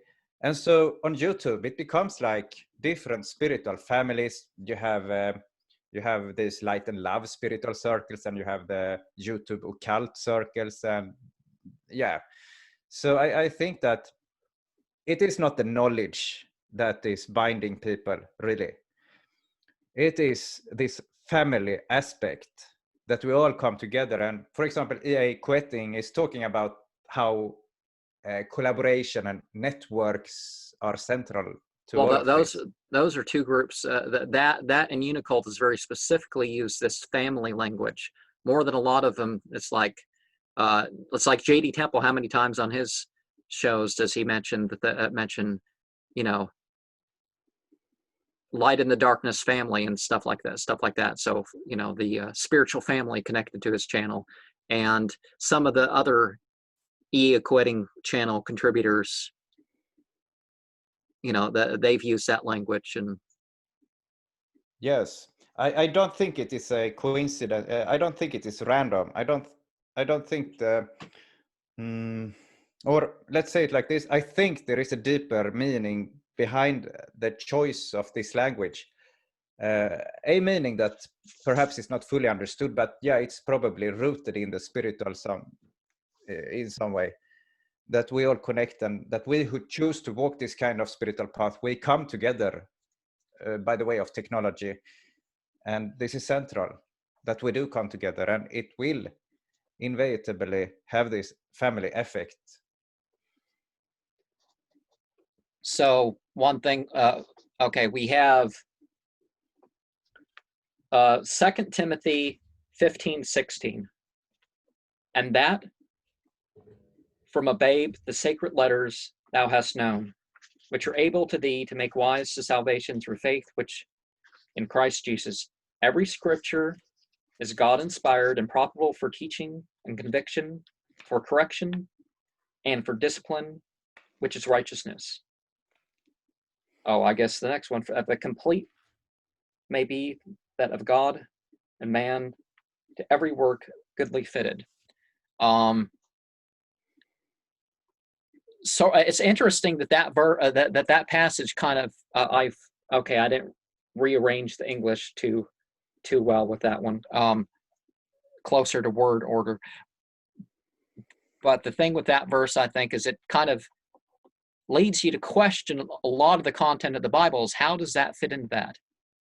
Is how is it about humanity fulfilling the mission that God has given him? How does it mesh into with his teaching and stuff? Not that I'm saying, not that I'm criticizing sexuality or something, but there's some vulgar passages in the Bible that's like, how is this teaching? It sounds like they just did that for some graphic reference, or some of the passages Yes. are violent, and it's like, okay, what's with that bit about the 200 foreskins in a pile? What's that about? You know. Yes. The penis is like donkeys, and they ejaculated like horses. It's like, God revealed that. It would be interesting to see how someone like John Piper would answer that, because I find him to do a lot of mental gymnastics to validate and justify exactly everything that is written in the Bible. And yeah, he perhaps succeeds, but yeah, how he would go about those passages would be interesting to see. I don't know. Are you familiar with him? I'm John not Piper. familiar with that name. I just know about how some people when they had a position and they're like, I'm not going to use my position because I don't believe this anymore. I don't think it's right to continue to push, but they bring up the passages in the Bible that bring doubt. They bring up the passages that are just weird. And it's like, you gave my kid a Sunday school lesson about these horrors and the sort of penises they liked. And it's like, it's in the Bible. Yeah. Exactly. I told them chapter and verse, and I mean, okay, I wouldn't bring that up to. You can get accused of all sorts of stuff if you use that as a Sunday school lesson to little kids or something. But I show a picture of the guy here for anyone who is interested in. This is the one I'm talking about. He has read a lot when it comes to the Bible, so that's John Piper, like Piper. He's good because he has read a lot, so he can argue for the Christian point of view, for his Christian point of view. And I always love to listen to people who are able to give different views, even if I don't agree that's with them. important thing. Whatever your view, you got to take charge of it and have it be your view. Yeah, that's conservative stuff of, you're going to make your own mistakes and their mistakes if you sit back and say, oh, I have to have their interpretation. Now, I do look at other people's interpretations and stuff, but it's like, I look more at, okay, sometimes it's like, oh, I totally agree with that, and I never said that before, but it's because I see where they're coming from, not because I'm like, this guy is such a better authority than me, and I fully admit I'm definitely not the highest authority on everything I'm speaking on. I just try to be honest as much as I can and try to, maybe change my mind if I'm ever see the evidence otherwise. I love to establish myself in something and then to go into the very opposite and listen to the people who are arguing for the very opposite, and then try to test my own thing or just try to see from where they are coming. It's really interesting to challenge yourself in that way. And I think that, we all should do it. We who are into these occult things, I mean, it is not always that you see people blasphemizing these deities, Belial and so forth. But go on, blasphemize them, say whatever. take an atheist point of view and really go in and destroy all of it and see if you can do it. Well, that's the thing where I've kind of I see the difference between blasphemy and otherwise, and blasphemy is not just differing. And No. so if you're willing to differ, it doesn't have to be the same. But then again, it's like, okay, if you don't like somebody blaspheming, you, as I said in my with my summer solstice stuff, that you just separate yourself, you disassociate from the people or the actions, and just go on with your life. You don't blasphemer, we must kill you. You know. I read the definition here. Blasphemy, the action or offense of speaking sacrilegiously about God or sacred things, profane talk. That's the thing, that something becomes sacred even in these circles of occult and black magic and so on. Yeah, people, they create sacred things in these circles too. I can see it. And when you argue against it or you highlight some flaw, it is like you are, in their view, blasphemizing them. And so it can happen at whatever side you're standing. Even, well, the what right hand path what and did the left Joseph hand. Campbell repeatedly bring up? Everything's evil to someone. Exactly. And like this one, I can certainly believe in phrases like Matthew 24:35. The heaven and the earth shall pass away, but my words in no wise shall pass away. It's like, but okay, but not necessarily what is claimed to be those words. It's like everybody in their sacred books are saying these things, and that's why people like the Buddha and Muhammad and Zarathustra and stuff were important, because they told us, don't just accept this stuff because I said it. Think about the nature. Think about yourselves. Try to find your own balance. Then they weren't saying don't accept my authority. They were saying don't accept it because it's my authority. Exactly. And that's what I found interesting when, for example, E.A. Quetting says, why don't you go and ask Satan yourself? When it comes to Christians who are they are so sure about their thing, but they have never asked Satan or the demons or these deities. And if you do, you may come to another understanding. Yeah. And as much I don't okay, this is where I sort of agree with the Gnostic way of thinking, is the whole archon thing. I don't think that you change your land, there's difference in material culture, mind you, but I don't think that you change your all of a sudden it's a new age and the rules change, and that's sort of what comes in.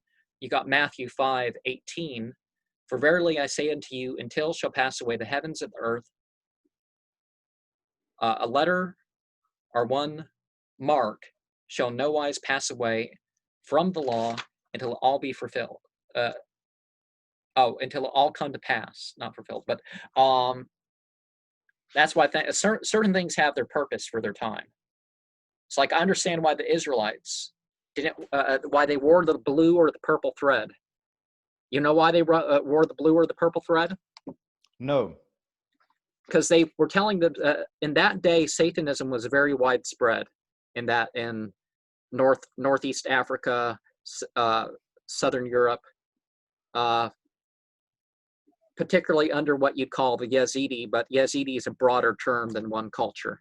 It's really a word for all Satanism if you look into it in that way. But maybe you won't agree with that, but that's the conclusion that I've got. I've connected but anyways, talked a lot about that. But yeah, the Yazidi weren't allowed to wear blue or purple, because when the peacock angel came down,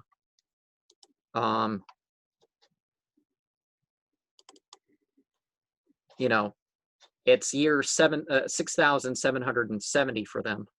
And so when the peacock angel came down, they were supposed to not, those were colors for the peacock angel.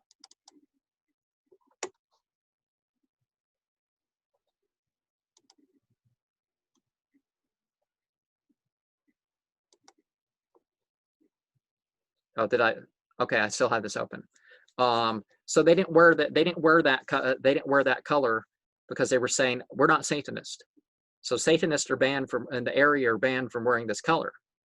Of course, it really was already it was a wide variety of beliefs and practices. It wasn't just the Moloch worshippers that couldn't that they could do but in general that was a good way. That was a very sound way for them to figure out who was who.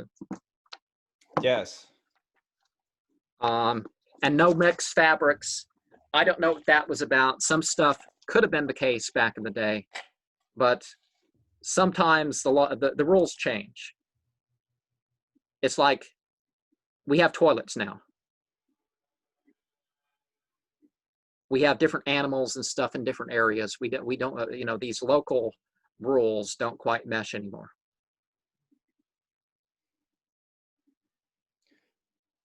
Exactly, and we have with the technology and globalization, and so we have such change where rules break up and new ways are established. The mere fact that some countries are having markets opened up now, and that's going to change a lot of things to their culture, and will challenge the religious context they are having, I guess. Well, one of the challenges, like for example, the whole ethnic thing.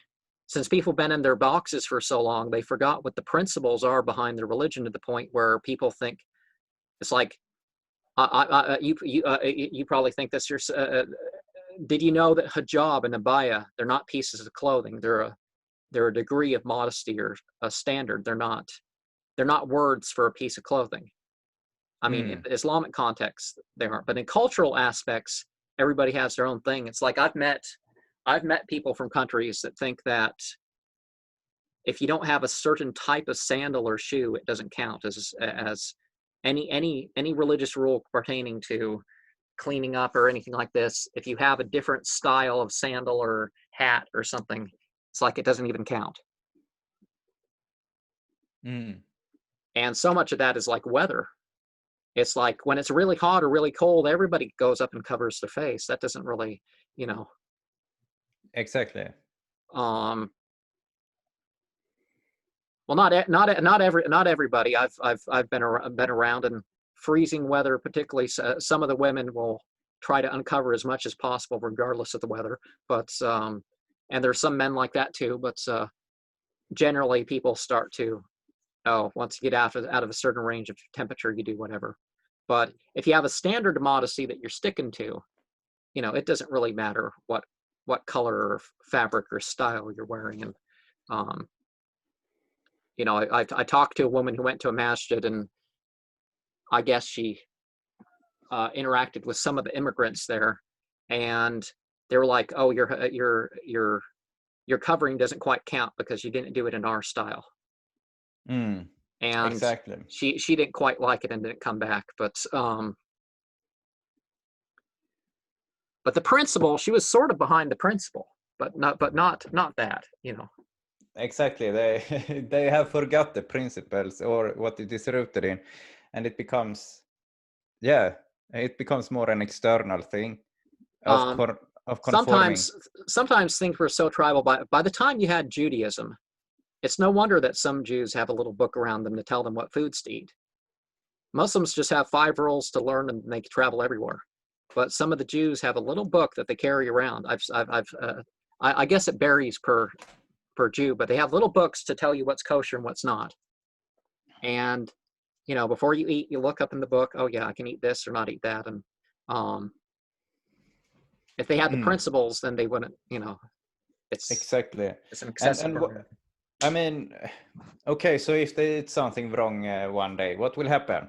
I don't know their spirituality, but okay, so they eat wrong food one day, and then they correct it with some rituals and so forth.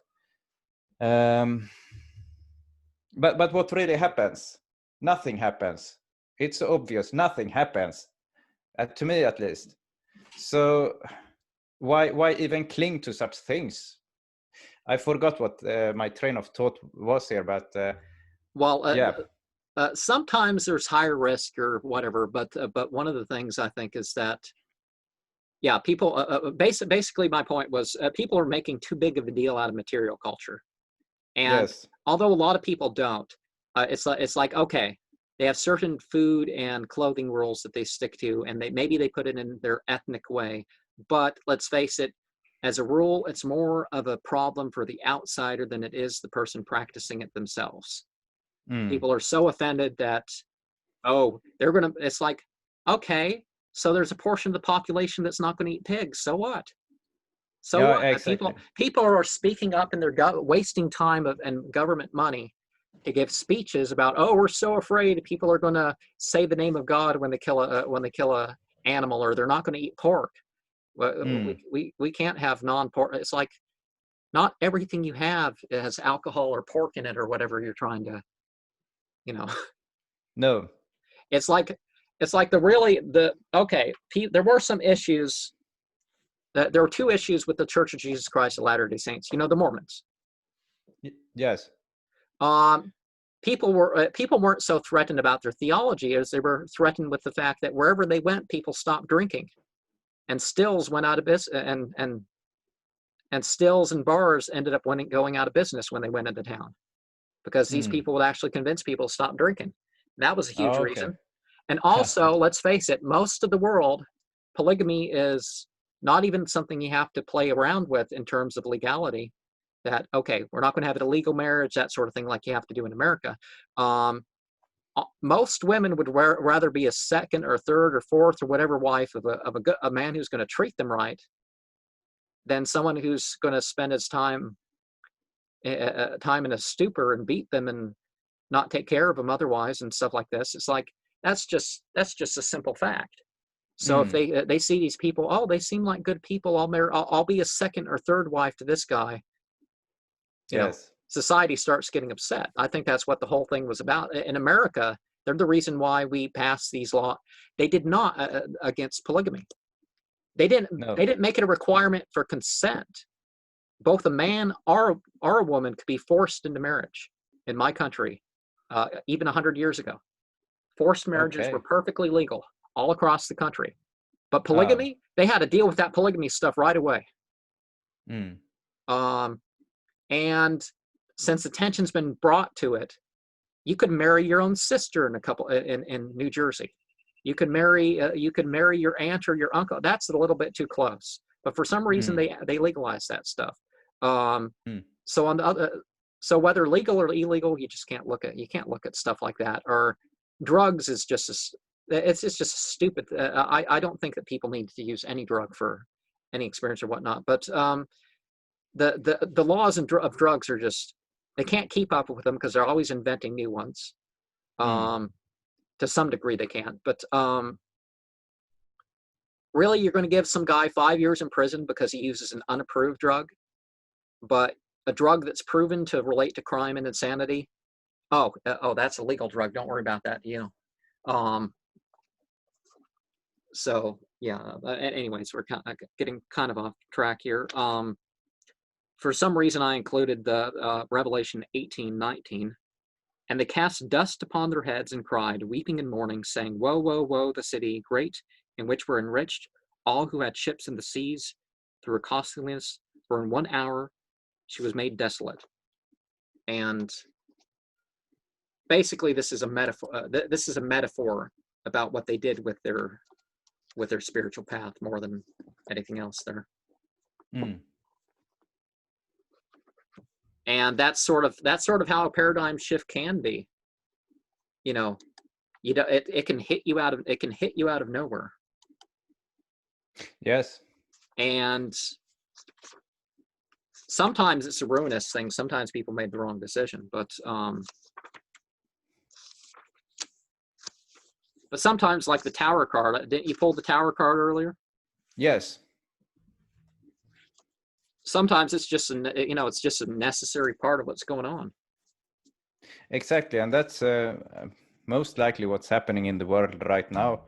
there are several towers falling apart and new towers being built. I think that's the whole thing with our modern time here, with technology and culture and everything. And we who are into spirituality, we watch this very closely, of course, because we think that we have a role to play here. But yeah, anyway. And instead of the Tivb, hvxliv, wo, klti, zpti, and punish, you know, onwards, you know, they were punishing themselves. And I think some of that goes too far, that, you know, to give yourself your own lashes isn't always necessary. I think that's maybe for the society, you know, when they drag out the criminal and punish him in public. I mean, I don't know. I can't think of anywhere at the moment that does that. I mean, there are places, but that's to have its influence. But if you beat yourself in private, I don't see what that's, you know, quite going to do. No, exactly. Yeah, it's having value in a social context. If you participate in a group where that is perceived to be valuable, then it is having value, but otherwise no. Unless it is some internal process of the mind and spirit manifesting in outer actions, being symbolic and relevant for the psyche to process something. I once saw a man who was hitting himself when I was walking on in the city there. I was entering the public transport just to travel a little bit further. And I saw this guy who was hitting himself in the stomach repeatedly, occasionally during the ride there. Perhaps, no, most likely he had some mental issue, but yeah, he was doing it. And yeah, how that relates to his inner world is a good question. He would take his fist and he would hit himself in the stomach. And yeah, then waiting for a minute or so and then do it again. And one of the things, people who use it as a spiritual practice, they're one of the things that some of them are, well, I mean, particularly in groups like the Temple of Blood, the people who do hit themselves and cut themselves and stuff, they're trying to do away with their humanity to a degree. Okay, I think there are other ways. I will not criticize because I don't know their ways, but spontaneously I sense that there are other ways to work with your psyche and symbols and so forth to reach other states of mind. And if you enter a group of people who are practicing in that way, I would be very cautious. Because it is not yourself that is doing it to yourself for the purpose of your own spiritual practice. But as we know, in any group of people who are practicing spirituality, you will have structures of power. And if these structures of power will or will not abuse you is a question. And when you start to hit yourself as a form of spiritual practice, you have to ask yourself, am I being abused by the structures in this organization? Is it an asymmetrical power balance turned against me and I'm serving as a slave to the masters in this hierarchical system? I would never, ever be... Well, the Temple of Blood talks about the blood pool. So what you're doing is you're feeding a blood pool, and so who or what's connecting the blood pool? In Eckankar, they don't promote the violent, both to yourself or other sort of practices, or they definitely criticize them. But they talk about these Eshwar Kaniwalis that feed off the psychic energy of the worship to their living leaders and their mythological leaders, that there's beings out there feeding off them basically like psychic vampires, although they don't use the word psychic vampires, but it becomes very clear when you read the references that they're talking about a psychic vampire race that feeds off the group. Yes, I mean, they perhaps practice their thing because they give something and they receive something in return. I don't know, but I would be cautious in general. And this applies also in these new age spiritual circles where they have a guru everyone is attending to, and this guru dictates what you're to think and feel and so forth. Yeah. And very often they're going to tell you, oh no, we're super open-minded. It's important to be open-minded, and oh, don't worry about fitting in. But as far as their group, you better fit in. We don't want you to be open-minded. Except If to the us. left, yeah, exactly. The left-hand path attracts people who seek independence, and then they end up in a group where it's all about the very opposite, that you're forced into dependence. And that's interesting. How and instead of building your identity, you end up not building your identity even more than you were before. Exactly. Yes, that your identity is determined by the social structure you are within, and therefore you also get titles. You go to the next level, you reach the next secret initiation, and you receive a title by this process. But I am cautious with that also, because I don't want my titles from another human being. Because what is a title? Well, it's a symbolic thing that I take into my consciousness, and I put this in my mind, my consciousness, and then it comes to structure my being. And if I get it from someone else, I don't feel that it really is myself. So I like to have my titles come from my unconscious mind. So some of the Sufi orders, they'll tell you, hey, okay, we'll accept you into the order. We'll give you a title in terms of you've accomplished this, you've learned this, but as far as your station, your spiritual station, you know that better than we do. Well, you know that better than I do. Typically, if you go, you may talk to the main sheikh of the order. You may never talk to him, but that's what happens. Some of them, that's not quite the case, but the Muslim ones in particular say, hey, you know your inner state better than we do.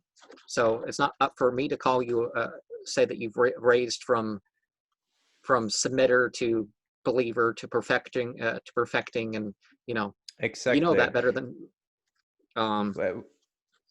What I have discovered, at least this makes sense to me, is that your unconscious mind has to give you the titles. So, for example, we can take the title king.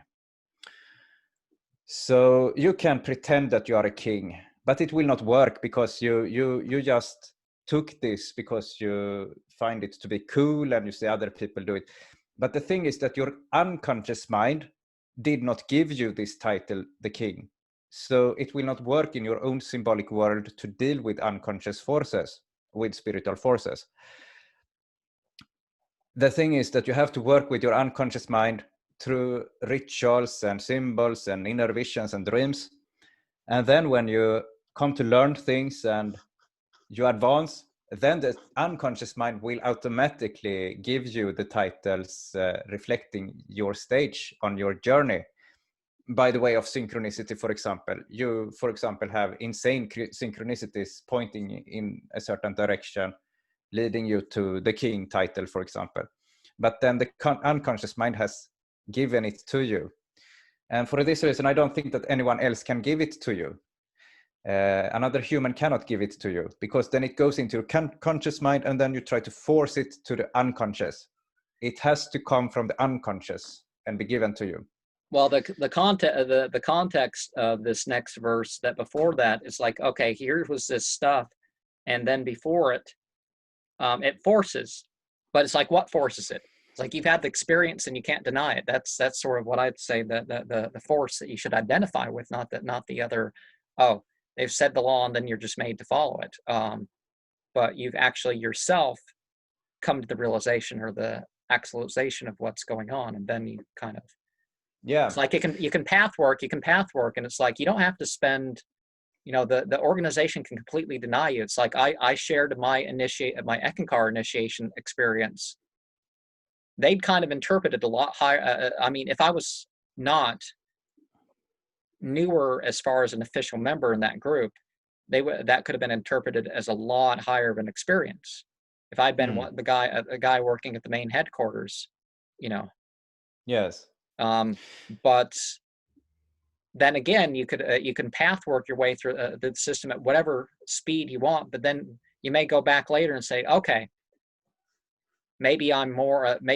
It's like you can skip things. It's like the Enochian authors. Some people say you go from 1 to 30. Others say you go from 30 to 1. And well, there's ones in the middle there that have been harder to become clear. Although I've worked with them all.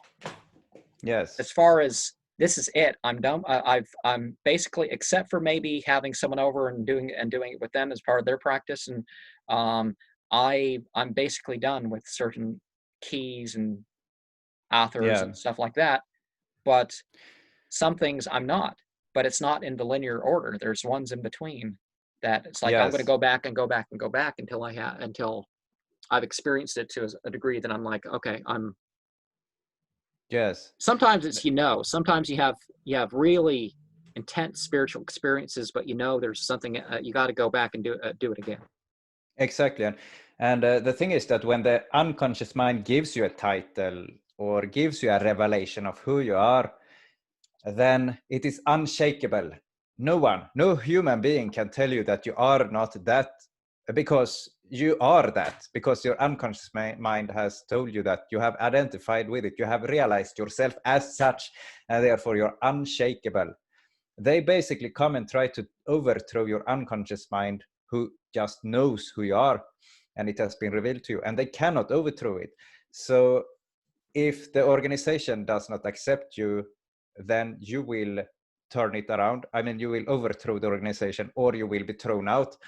And I came to think of the Buddha, that if I recall it correctly, he say that the final enlightenment, it's unshakable. You cannot be shaken out of it. And that's interesting, because as I see the Buddha's path, it is like a path working to come to awaken to who you are. And what is happening there is that your unconscious mind tells you who you are. And when you have had this revealed to you, it is unshakable. And so the enlightenment in their system is like that. It is a revelation that your unconscious mind or the spirit world gives you, because you are doing a certain path working involving rituals and symbols and so on, basically working with yourself. But as they said on the channel Young to Live By, I mean Carl Jung, and they have a channel, some guys and girls named Young to Live By. They said that you have to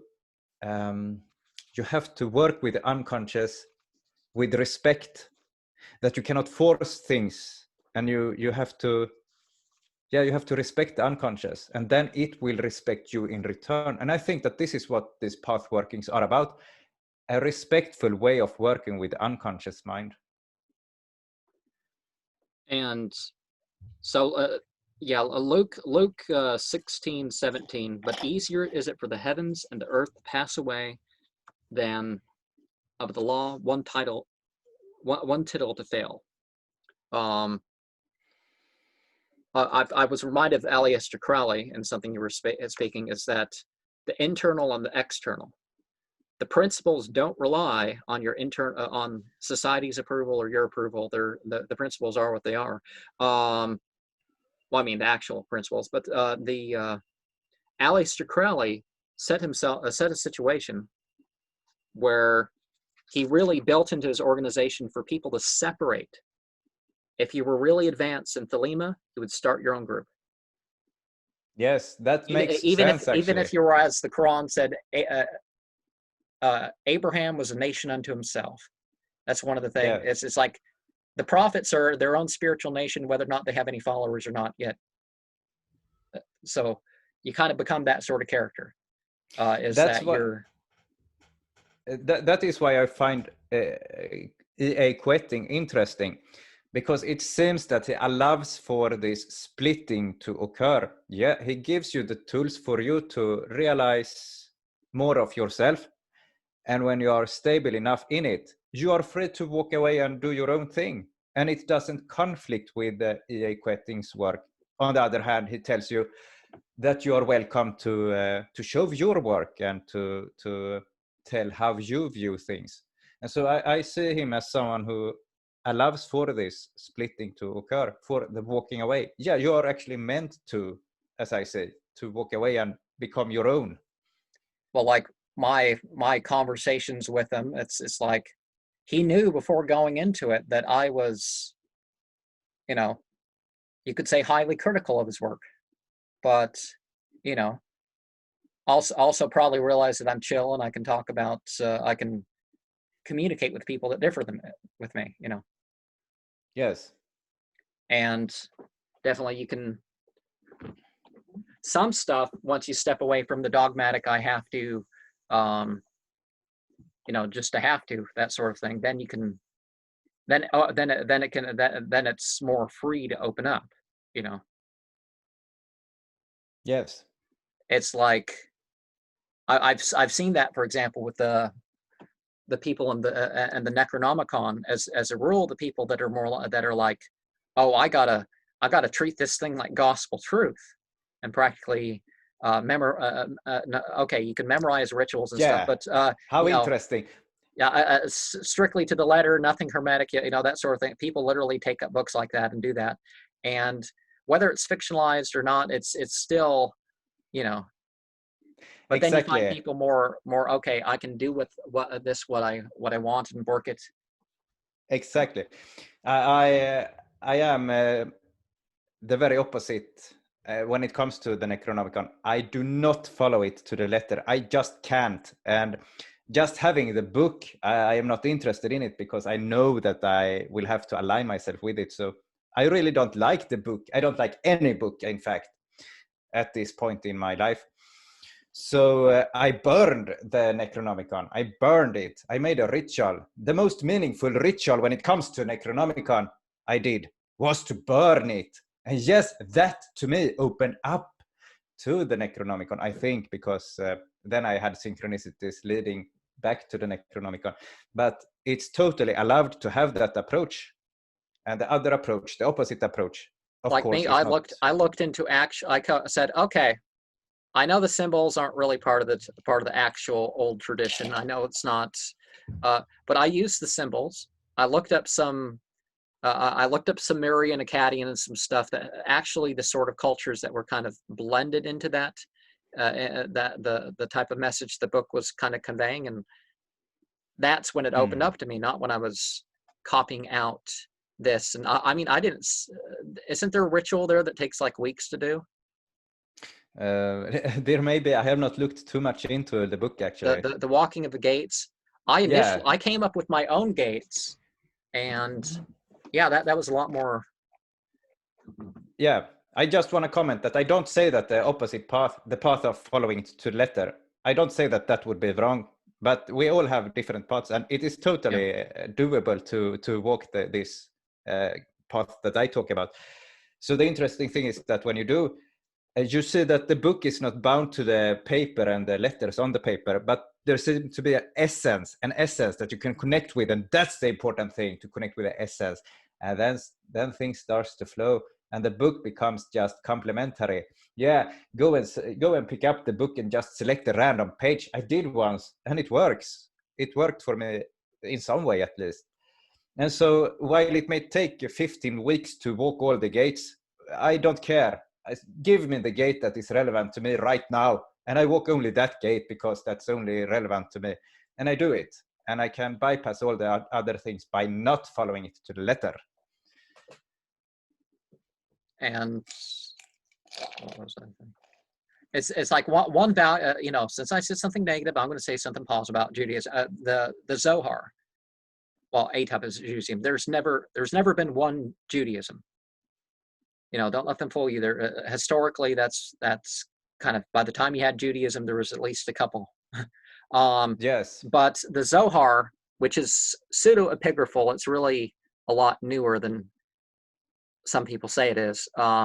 It's like what, 12th century or something. But anyways, the Zohar has this analogy about the body, the flesh and bones, and then there's the spirit.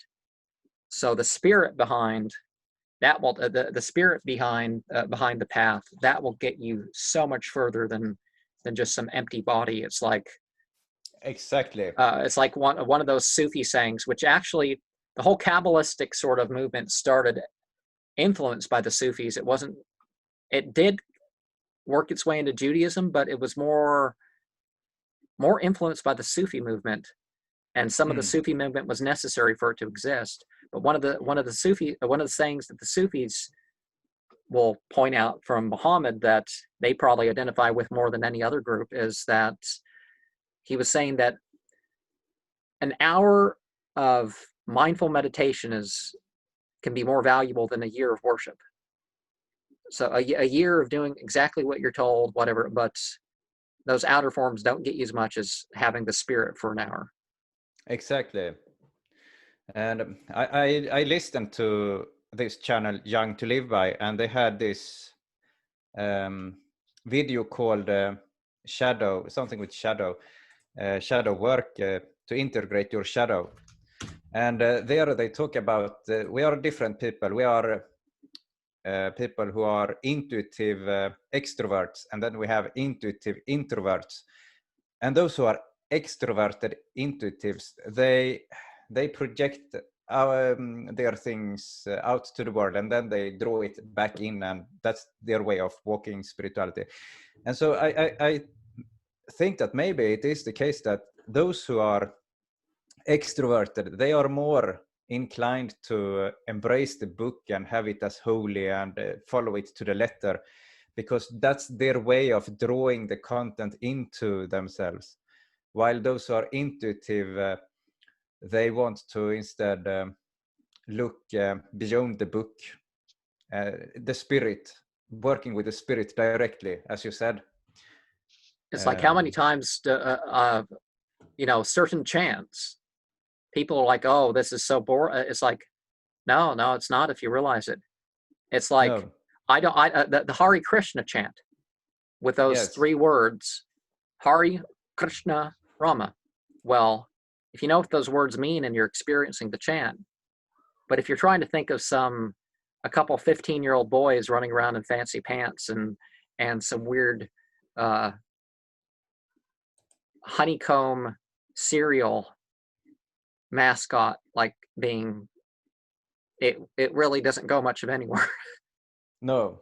Or at least it only goes into the examples where you think that God's incarnate 5,000 something years ago, and only that story, and it just doesn't open up as much, or it opens up more than just thinking of the images I just brought up. But yes, because that's literally what some people think. Some people think of what I just said,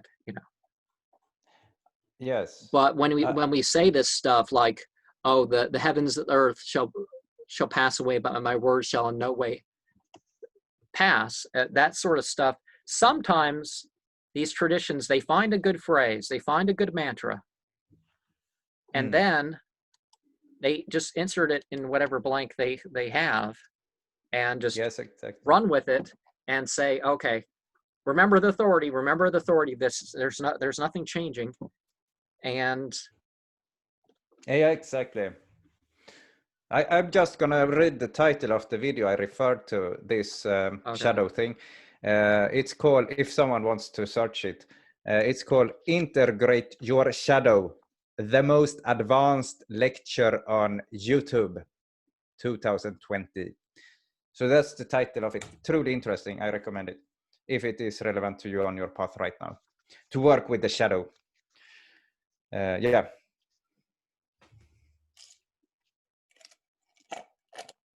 And I brought up the different. I'm talking too excited. I should talk smoother and whatnot, but I'm not. Sorry if it's brought anxiety, anybody. the last verse of this subject that we're going to bring up from the New Testament, and then maybe switch a book here, is 2 Peter 1:13. Be in subjection, therefore, unto every human organization for the sake of the Lord, whether to the king as supreme, or, and then it goes on to the governors, as in by sent for. But okay, so basically, rather than dealing with the problems of authority, one of the things in the Pauline side that differs with the Jesus side was, okay, obey those in charge with you and all that stuff. But you can look at it in a different respect, is that maybe you're doing something different there, that you are, that you're using the opportunity for an inner sense that doesn't appear to be the outer sense.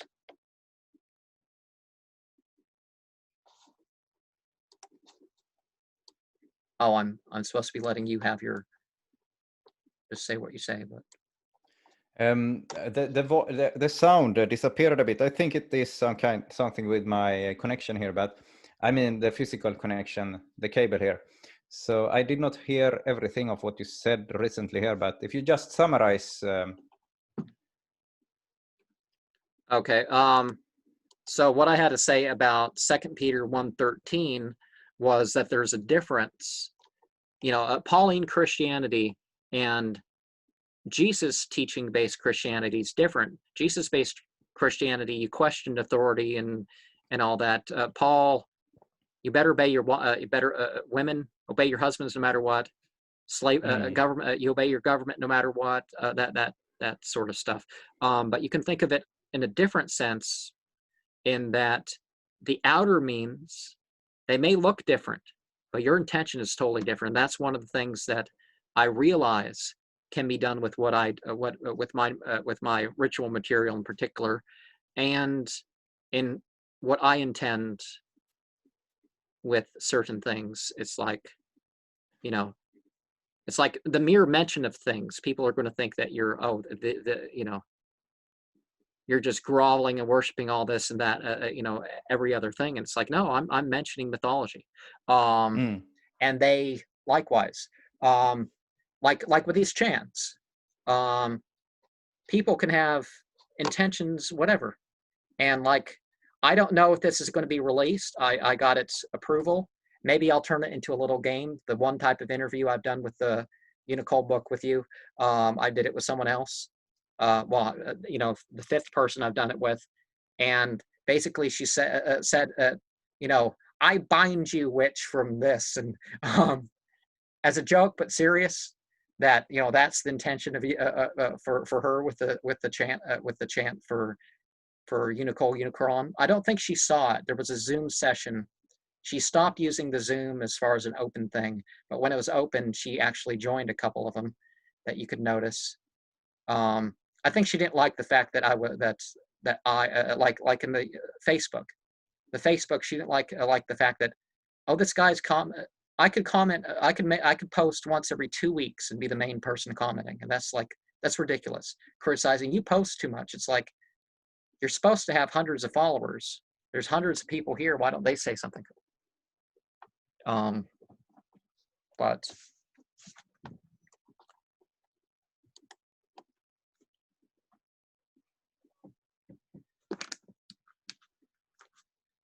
But anyways, yeah. What people's intentions are, you don't know what people's intentions are.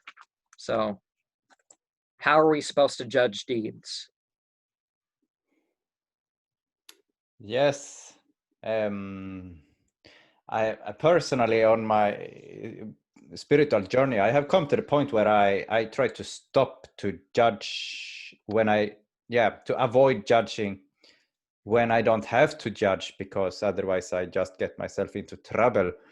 So I get more of this space for myself when I avoid judging. But of course, we have to judge also for practical reasons and spiritual reasons. And in terms of dealing with society, it's like, I'll make no mistake. It's like, okay, maybe I'll let you survive, but if someone breaks in my home in the middle of the night, yeah, you are going anywhere to in judge. America, it's legal. if I decide to stab or beat you to death, that's my business. Yes. But I mean, not that I relish and hope for that opportunity to show up, and I may try to just disable. I may try to cripple the person and have the police drag them off. But honestly, if they get shot or something, that's just what they come to. You have to judge it based on it is. It's like, Yes. I'm not let the the problem with vigilante justice is maybe the authorities should try to figure out if someone's crazy or not, you know? Yes. And so if I find out somebody's committed one of 3 offenses, I don't think I'd feel any guilt with killing them, but I just don't think the legal consequences are worth it, which is why I haven't gone on a spree here. But you know, I support the death penalty, but it's like what they do inside. I don't know, and that's why you have to try. Even if you know they're guilty, it's like maybe they're crazy, and you don't, and you didn't notice that. Maybe Yes. I mean, not crazy. Oh, I'm a little bit moody, so excuse me for everything. Because there is a lot of that going around. Is that people are moody? It's like therefore, no. Your emotions are just something you have to deal with, even if they are super high or super low or something. You just, you know. Yes. And when my plan is to stop judging, but this is not in the way that people talk about in this new age spiritual circles, because they think it is terrible to judge, but you have to judge. But I mean, to avoid spending energy on judging things that are not useful for you to judge, that makes no difference at all in your life. That I plan to quit, so I get this space in my own life. People are a package of things. Even if a person's being drug off the execution block or whatever, there's no reason, there's no justification for. It's not justified to dehumanize and brutalize prisoners. It's to allow it to happen between. Oh, we don't do it ourselves. We turn off the cameras in C block, and whatever happens when the cameras are off, that's no. They're responsible for that too. Thank you very much. But I don't know if there's some code in some prisons that this is the harder. It does vary per prison, but I mean, if there's some code that's been implemented in some states where they organize it that every prison is the same, I don't know that. So I just threw out the term C block. Because there was somebody named there's a rapper named C Murder that ended up being convicted of murder and ended up in a C block, I think. So that's why that came to mind. But yeah, people are a combination of deeds. So if you know of one thing, you don't know the rest of them. But then again, you have to deal with that one thing, you know. Yes.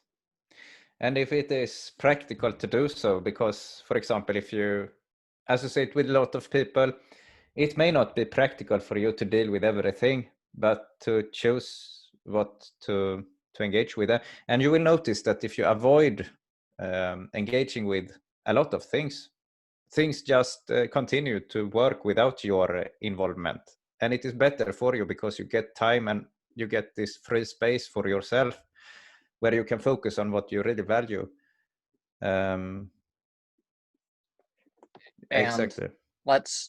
Now, one thing that's, if you're going to be objectively true about it, even if you just look at the words love and hate, the Bible has 10 times the hate message that it does the love message.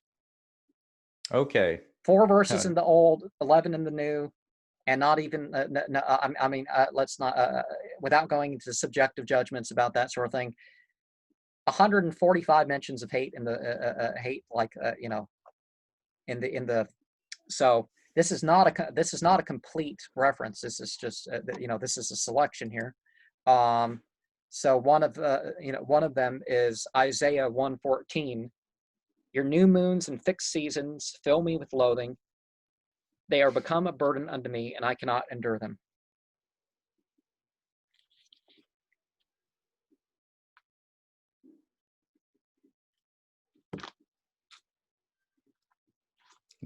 You did not say pixies?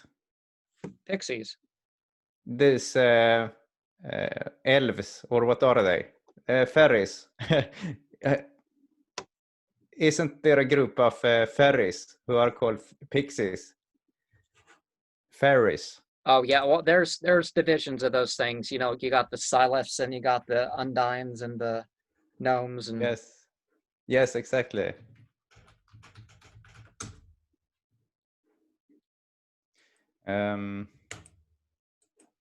I did not understand the context of what you read there.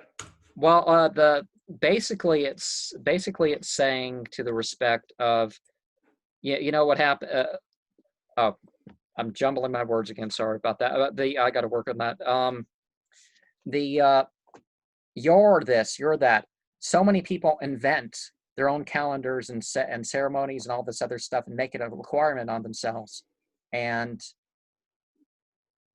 you know that just goes too far, and it usurps what's necessary and all that stuff. So that's what it's referring to, is people that have just invented their own strict thing. And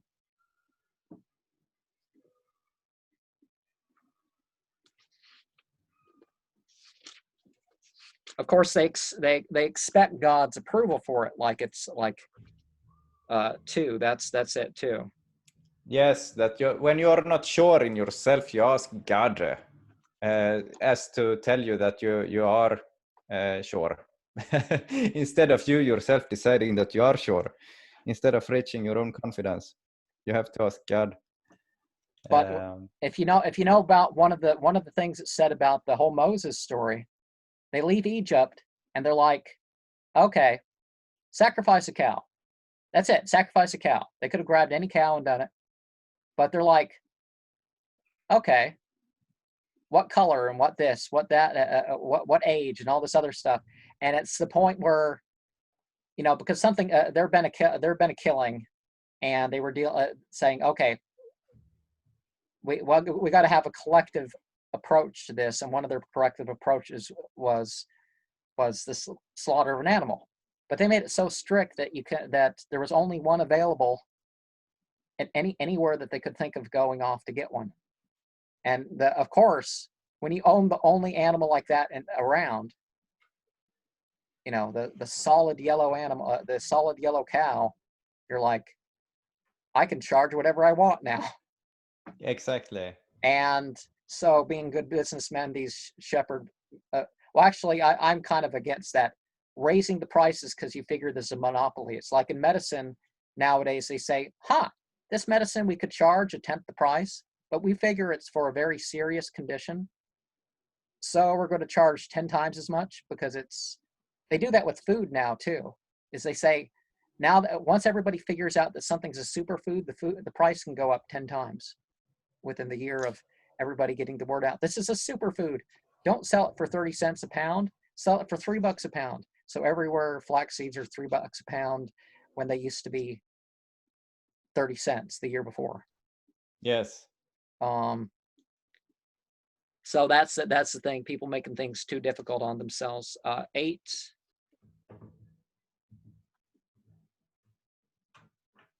Oh, 8, 7. Is it 17? Yeah. And do not contrive evil against one another, and do not love perjury, because all those things I hate, declares the Lord. So, and let me remind you, the word Lord, they do this on purpose, though. One, it never says don't use God's name. It says just don't use it in a secular context. That's it. So calling, if God increasing existence, God is a noun and a verb, that sort of thing. Why you keep saying Lord? Just translate it. Just say, God or something. But Lord doesn't really translate Yahweh.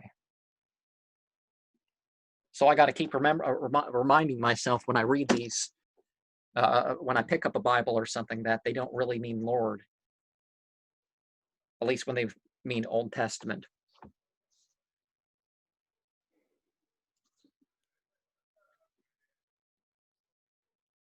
But one thing that happens with lying to other people, you've heard what you've noticed what happens with some people in lying to other people, and they end up not even be able to figure out whether they're lying to themselves or not.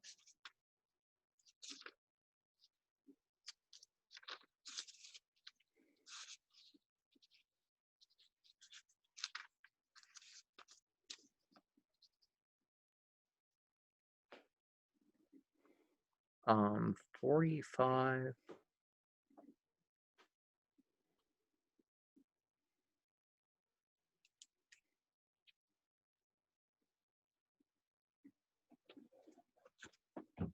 Okay, Psalm 81, 15.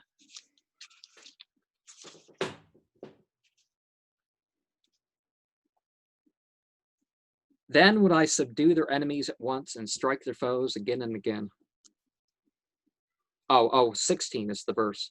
Those who hate God as a noun and verb shall cower before him. Their doom shall be eternal. Well, I don't know. Too much talk like that is why some people figure that they feel like they have to hate God, because it sounds like, if I get something slightly wrong, then I must be hated by God, so I'm going to hate right back. Okay, that is another way to go about it. But is it I mean, does it lead somewhere on their spiritual path to hate in return? That would actually, that sounds like Satan, something Satan would teach, that you are challenged so much that you have to embrace your own hatred for the sake of coming to know your power, of making resistance. And that's how I see it. But that's not the path of the common Christians, what I know. Well, it's like, aren't you supposed to stand strong on your beliefs rather than cower down? Yes, and the hatred plays a part in it, that you absolutely have to hate that which is against you in order to release this power of absolute self-defense. For I mean, that power is raw. It's powerful and raw for a reason, and the reason is to protect you against the worst kind of threat, and it is released by hatred, and it is hatred, and yeah, fire basically, destruction, a force of heat and destruction. And yes, that can be used in purposeful ways, of course, but that becomes more like self-development, not at all depending on a deity. So if you hate the deity of yours, it leads, if you are intelligent, it leads you to embrace that power within for the sake of your own self-realization, if you walk a path of self-realization. Otherwise, I see that you only become crippled by the hatred. There has to be a higher purpose with it. And a wise God will see this. Therefore, I think that the deity is over at the left-hand side, if we use the term loosely here. The Satans and the demons, yes, they are going to oppose you, but there is a higher form of love, a tough love that they have. For they see that these powers are within you, but they are not mastered by you, and they challenge you till you come to master them. And we got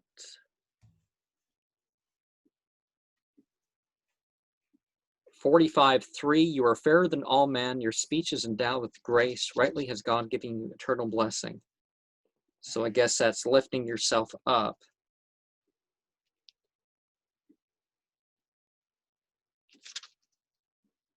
And that's where that comes from. Yes. 90 was, as you see, obviously I'm going to probably weave these maybe into a different order than the order that they occur, or something like this, as I go along. But that looks like Psalm 97, 19. Oh no, there's no 19 to that.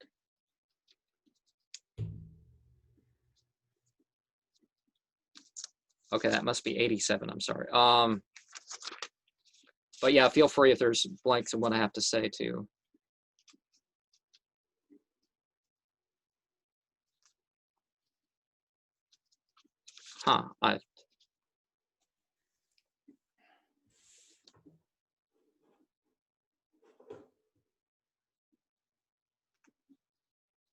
Okay, I don't know what that reference is going to be, so I'm going to leave that for the time.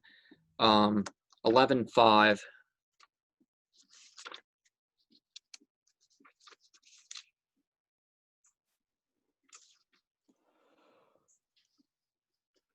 God is a noun and verb, seeks out the righteous man, but loathes the wicked one who loves injustice. Yeah, that's straightforward. That the one who loves injustice, that's where you find the path to evil. That's simple enough for people to grasp.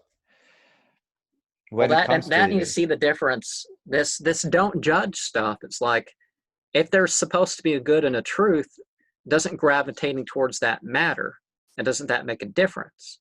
So therefore, you got the attraction and repulsion, you got to work both sides of that, I would think. Yes. Psalm 26:5.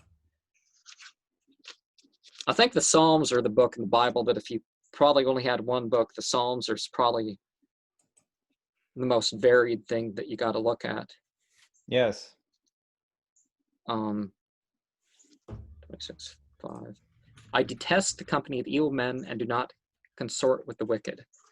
So, well, you'd have to interact with people, but maybe not trust their advice. Yes.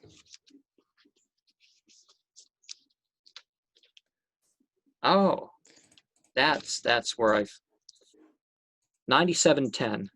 O you who love God as a noun and verb, hate evil, he guards the lives of his loyal ones, saving them from the hand of the wicked. So much of these things get into much the same theme, but Yes.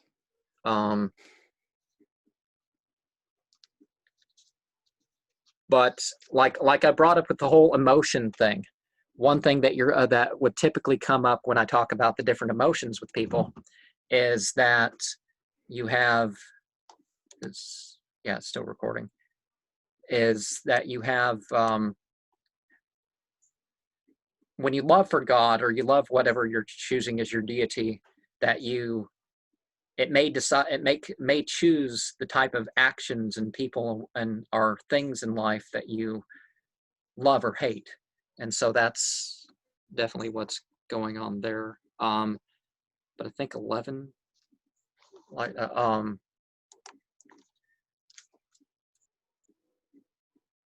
so I think that, Psalm 25. Psalm 23 is an interesting one, don't you think? The I will have shepherd's to. the shepherd's psalm, it talks about basically the magical tool, the elemental magical tools, and the oil is like this emblem of spirit, but it doesn't quite say it like that, but it kind of talks through that. And see how numerous my enemies are, and see how unjustly they hate me, in Psalm 25:19.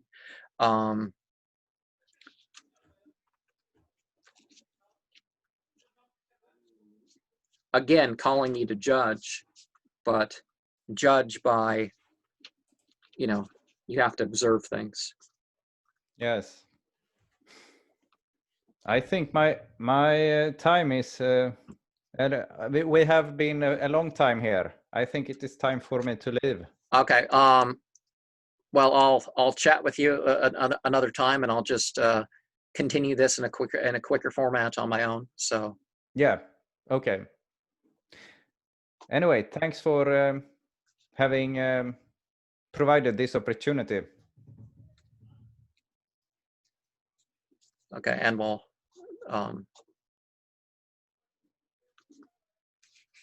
so whenever you want to sign out, do I? Okay. I sign out right now. Yeah. Goodbye. Okay. So Proverbs 13:5.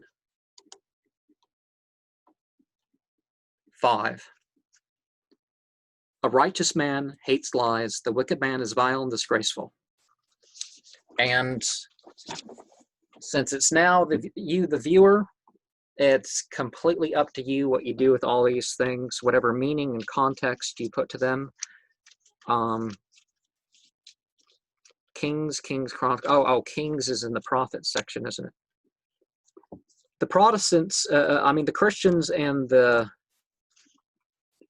Jews sort of arrange what they call the Old Testament differently.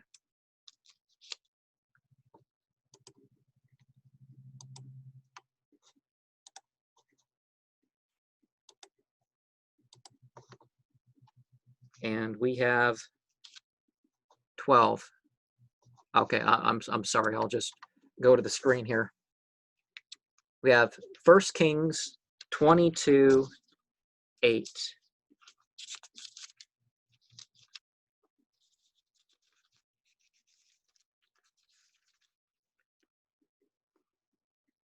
And the king of Israel answered Jehoshaphat,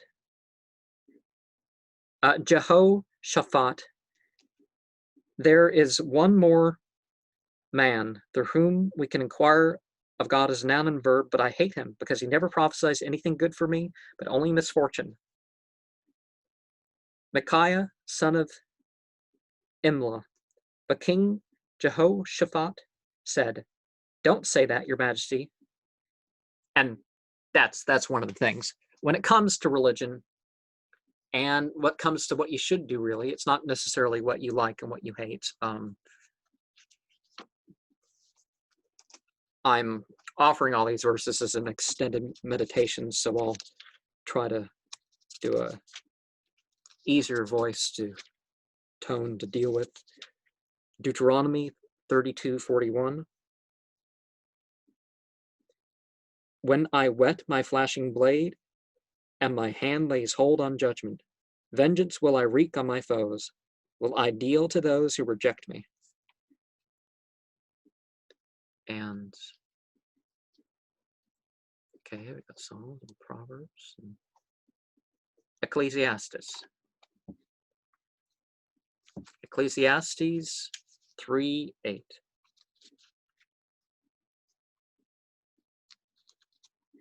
A time for loving and a time for hating, a time for war and a time for peace.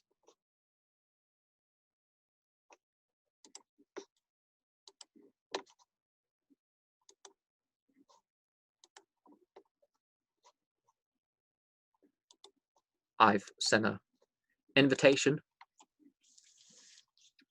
case somebody else wants to join. Deuteronomy 32:41.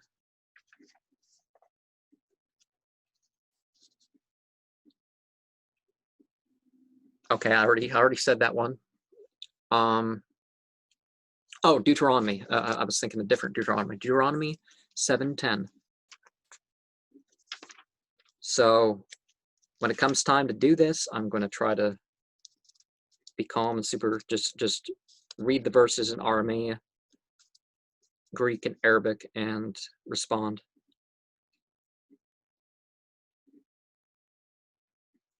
But who instantly requites with destruction those who reject him, never slow with those who reject him, but requiting them instantly. Genesis 6:27.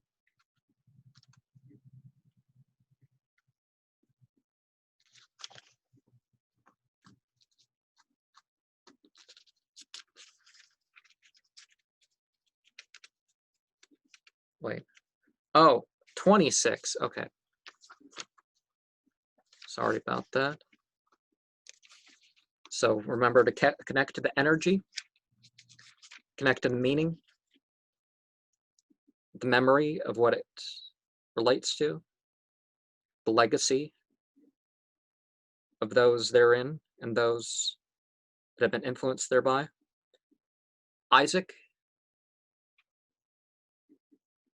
said unto them, why have you come to me, seeing that you have been hostile to me and have driven me away from you?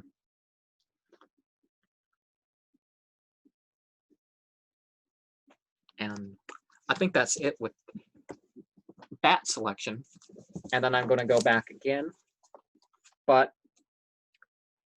after hate, let's take a break to a degree here and talk about the preservation of Scripture. So 15:9. And remember, when it comes time, I'm going to be saying these in Arabic and other languages, which these things, which may turn out a lot nicer sounding. Okay. It was we that revealed Al-Quran, and shall ourselves preserve it. And we have sent forth apostles before you to the older nations, but they scoffed at each apostle we sent them. Thus do we put doubt into the hearts of the guilty, and they deny him, despite the example of the ancients. Again, when we look at religion here, we're looking at a continuation. And we have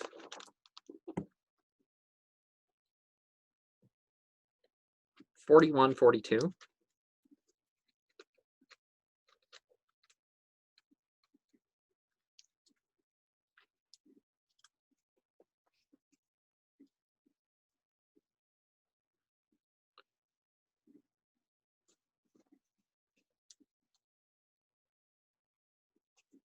Those who deny our word when it is preached to them, this is a mighty Scripture. Falsehood cannot reach it from before it or behind it. It is a revelation from a wise and glorious God. Now, when we get to it, we're going to have a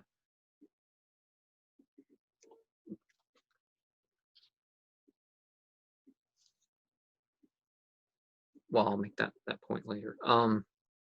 Because I'm just supposed to be sharing these things and letting you think your way through. I'm supposed to try to stop my own comment.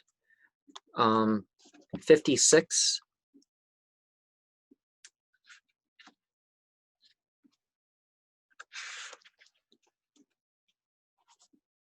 (77 through 80).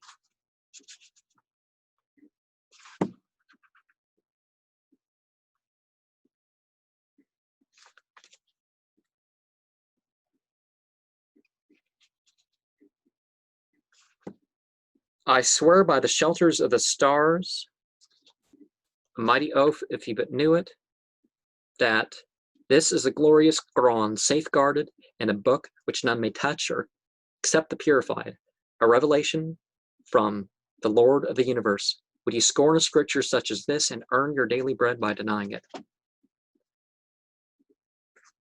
Quran, remember, is not supposed. It means that it's not supposed to be something that someone invented, but it's supposed to be as recited, the zpti, as it is called.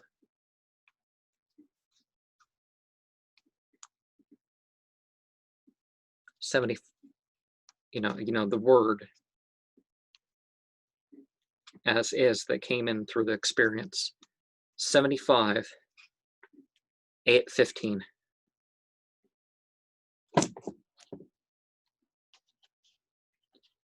You need not move your tongue too fast to learn this recitation. We ourselves see to its collection and recital. When we read it, follow its words attentively. We shall ourselves explain the meaning.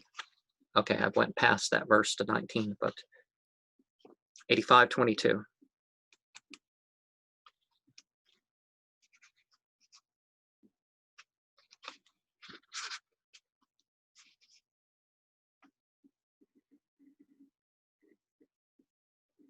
Oh, well, 21. Surely it is a glorious Quran, inscribed on an imperishable tablet. 87:6.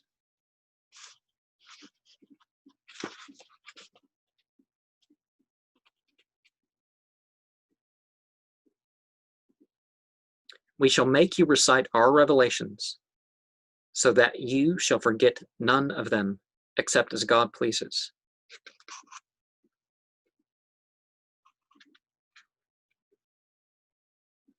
98:2 and 3.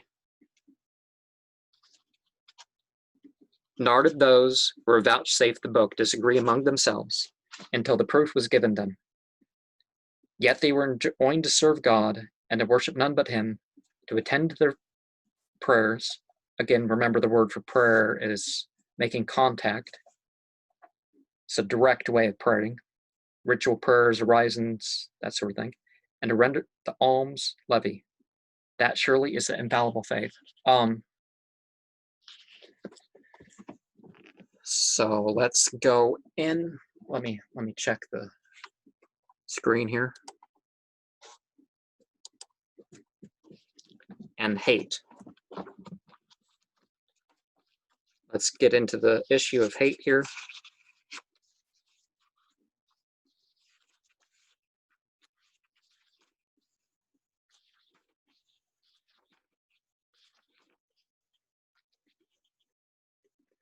Fighting is obligatory for you, much as you dislike it, but you may hate a thing although it is good for you, and love a thing although it is bad for you.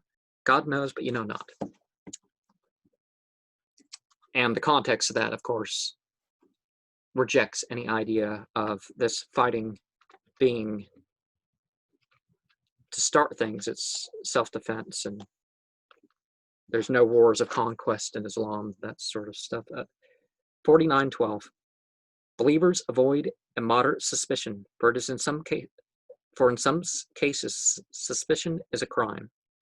Don't spy on one another, nor backbite one another. Would any of you like to eat the flesh of his dead brother? Surely you would loathe it.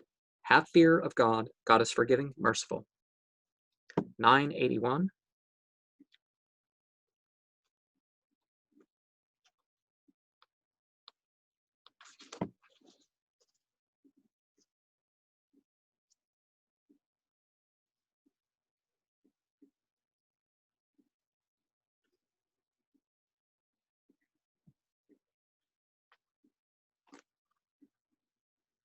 Those that stayed at home were glad that they were left behind by God's apostle, for they had no wish to fight for the cause of God with their wealth and with their persons. They say to each other, do not go to war, the heat is fierce.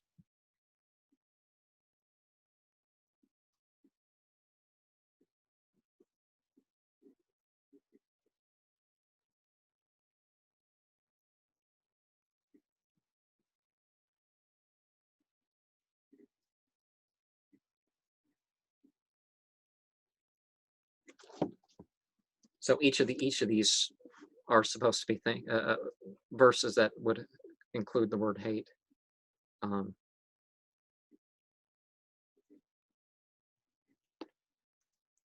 2370. Surah 23, ayat 70.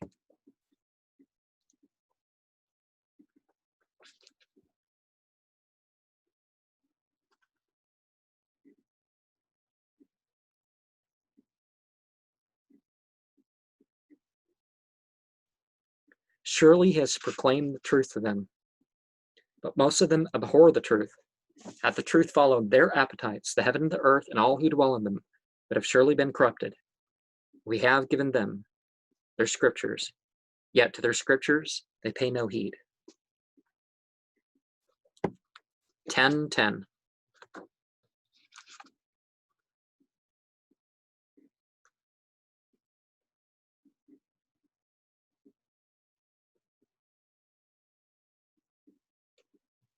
As to those that believe and do good works, God will guide them through their faith to rivers that will run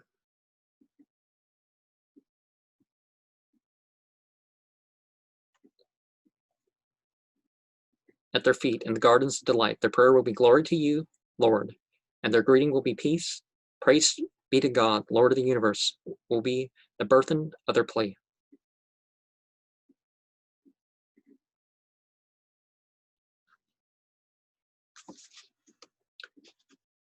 1662.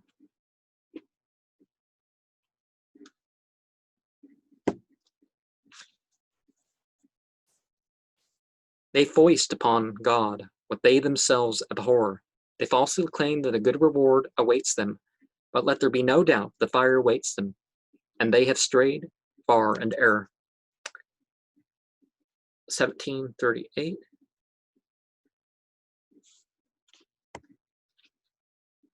Evil is all this in the sight of your Lord, and odious.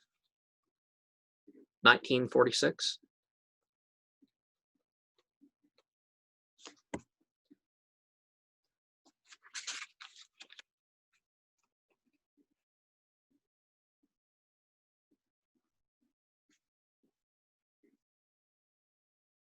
He replied, "Do you dare renounce my gods? Abraham, desist, or I will stone you. Be gone from my house this instant."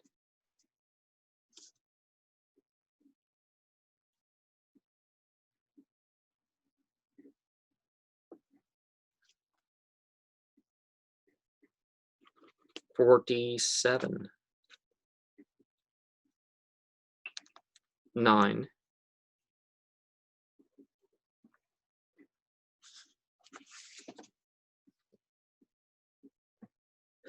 They in that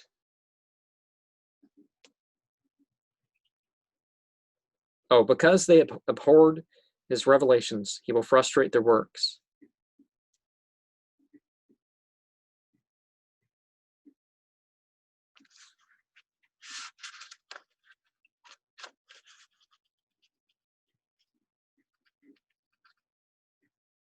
Believers, if you should help God, God will help you, make you strong, but the unbelievers shall be consigned to perdition. He will bring their deeds to nothing because they've abhorred his revelations. He will frustrate their works. Okay. And 26.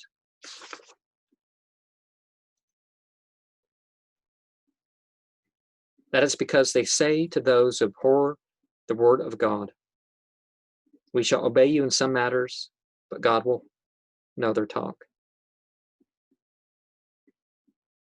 So that's Thalika and Nahum to Israrahum.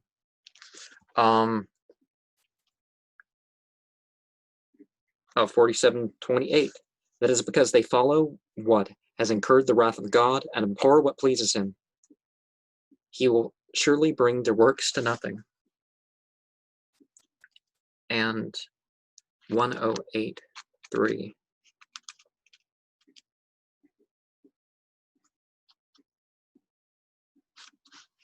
He that hates you shall remain childless. So that's it with that source. But we're going to return to the Bible to see some else. And in the issue of scripture preservation,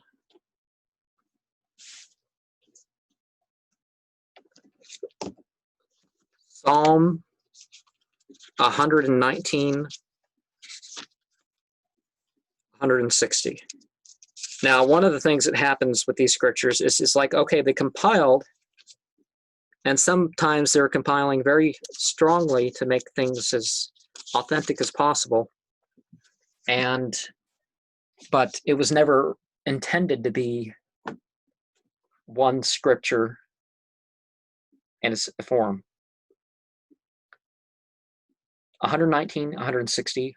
Truth is the essence of your words. Your just rules are eternal. Sometimes not even a book of the Bible is meant to be separate, if you think about it. Psalm 12, 6 through 7.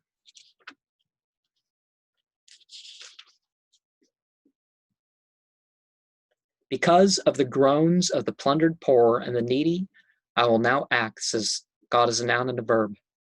I will give help, he affirms to him. The words of God as a noun and verb are pure words, silver purged in an earthen crucible, refined sevenfold. Isaiah. Okay, Isaiah's.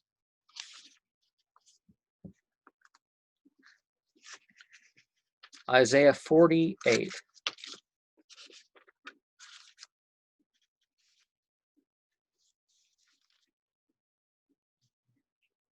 Grass withers, flowers fade, but the word of our God is always fulfilled.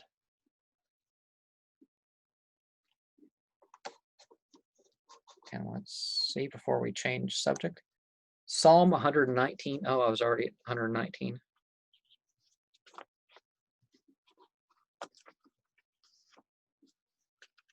$119.89.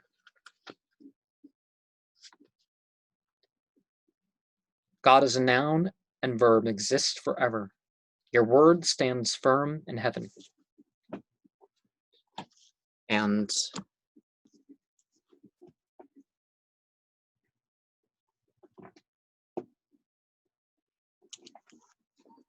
something about preserving scripture.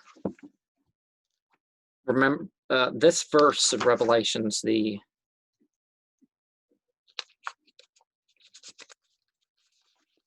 might as well bring up the 22:19. And if anyone should take from the words of the book of this prophecy, shall take away God his part from the book of life, and out of the city holy, out of those that are written in the book this. And, you know, there's 2 more verses before that ends there, but, okay. So we've returned to the issue of hate with the Romans.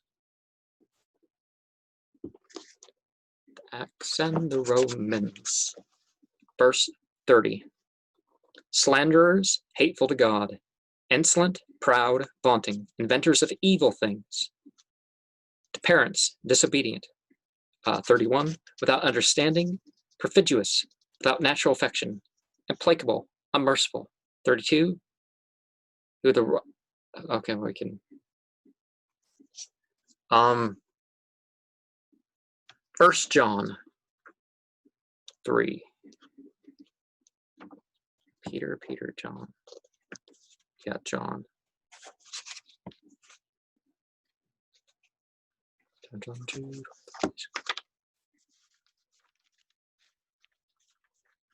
First John.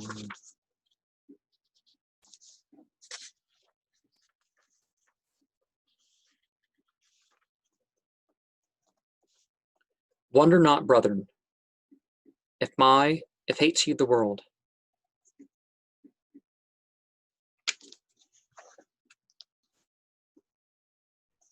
John 15:18.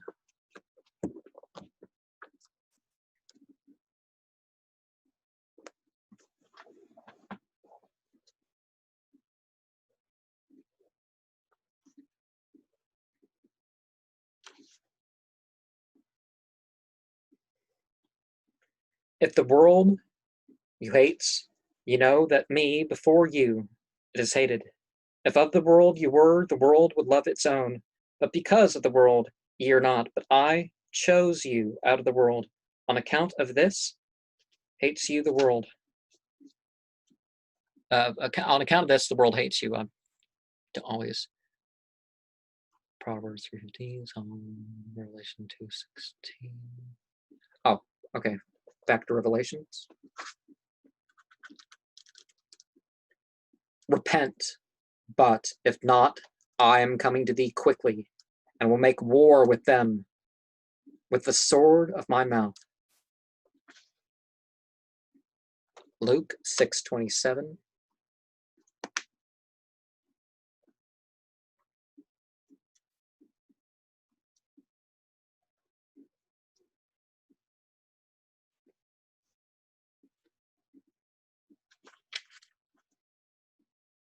But to you I say, who hear, love enemies.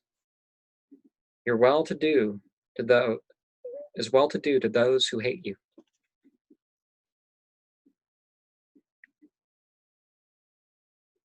Matthew 10:22.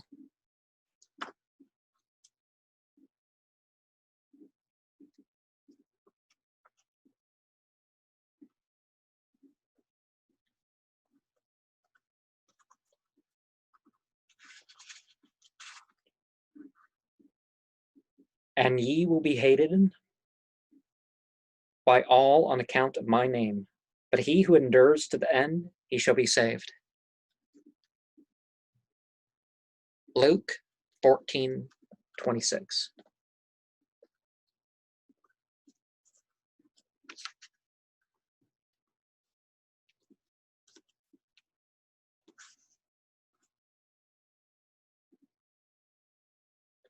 Then will ye begin to say, we ate in thy presence and drank in our streets.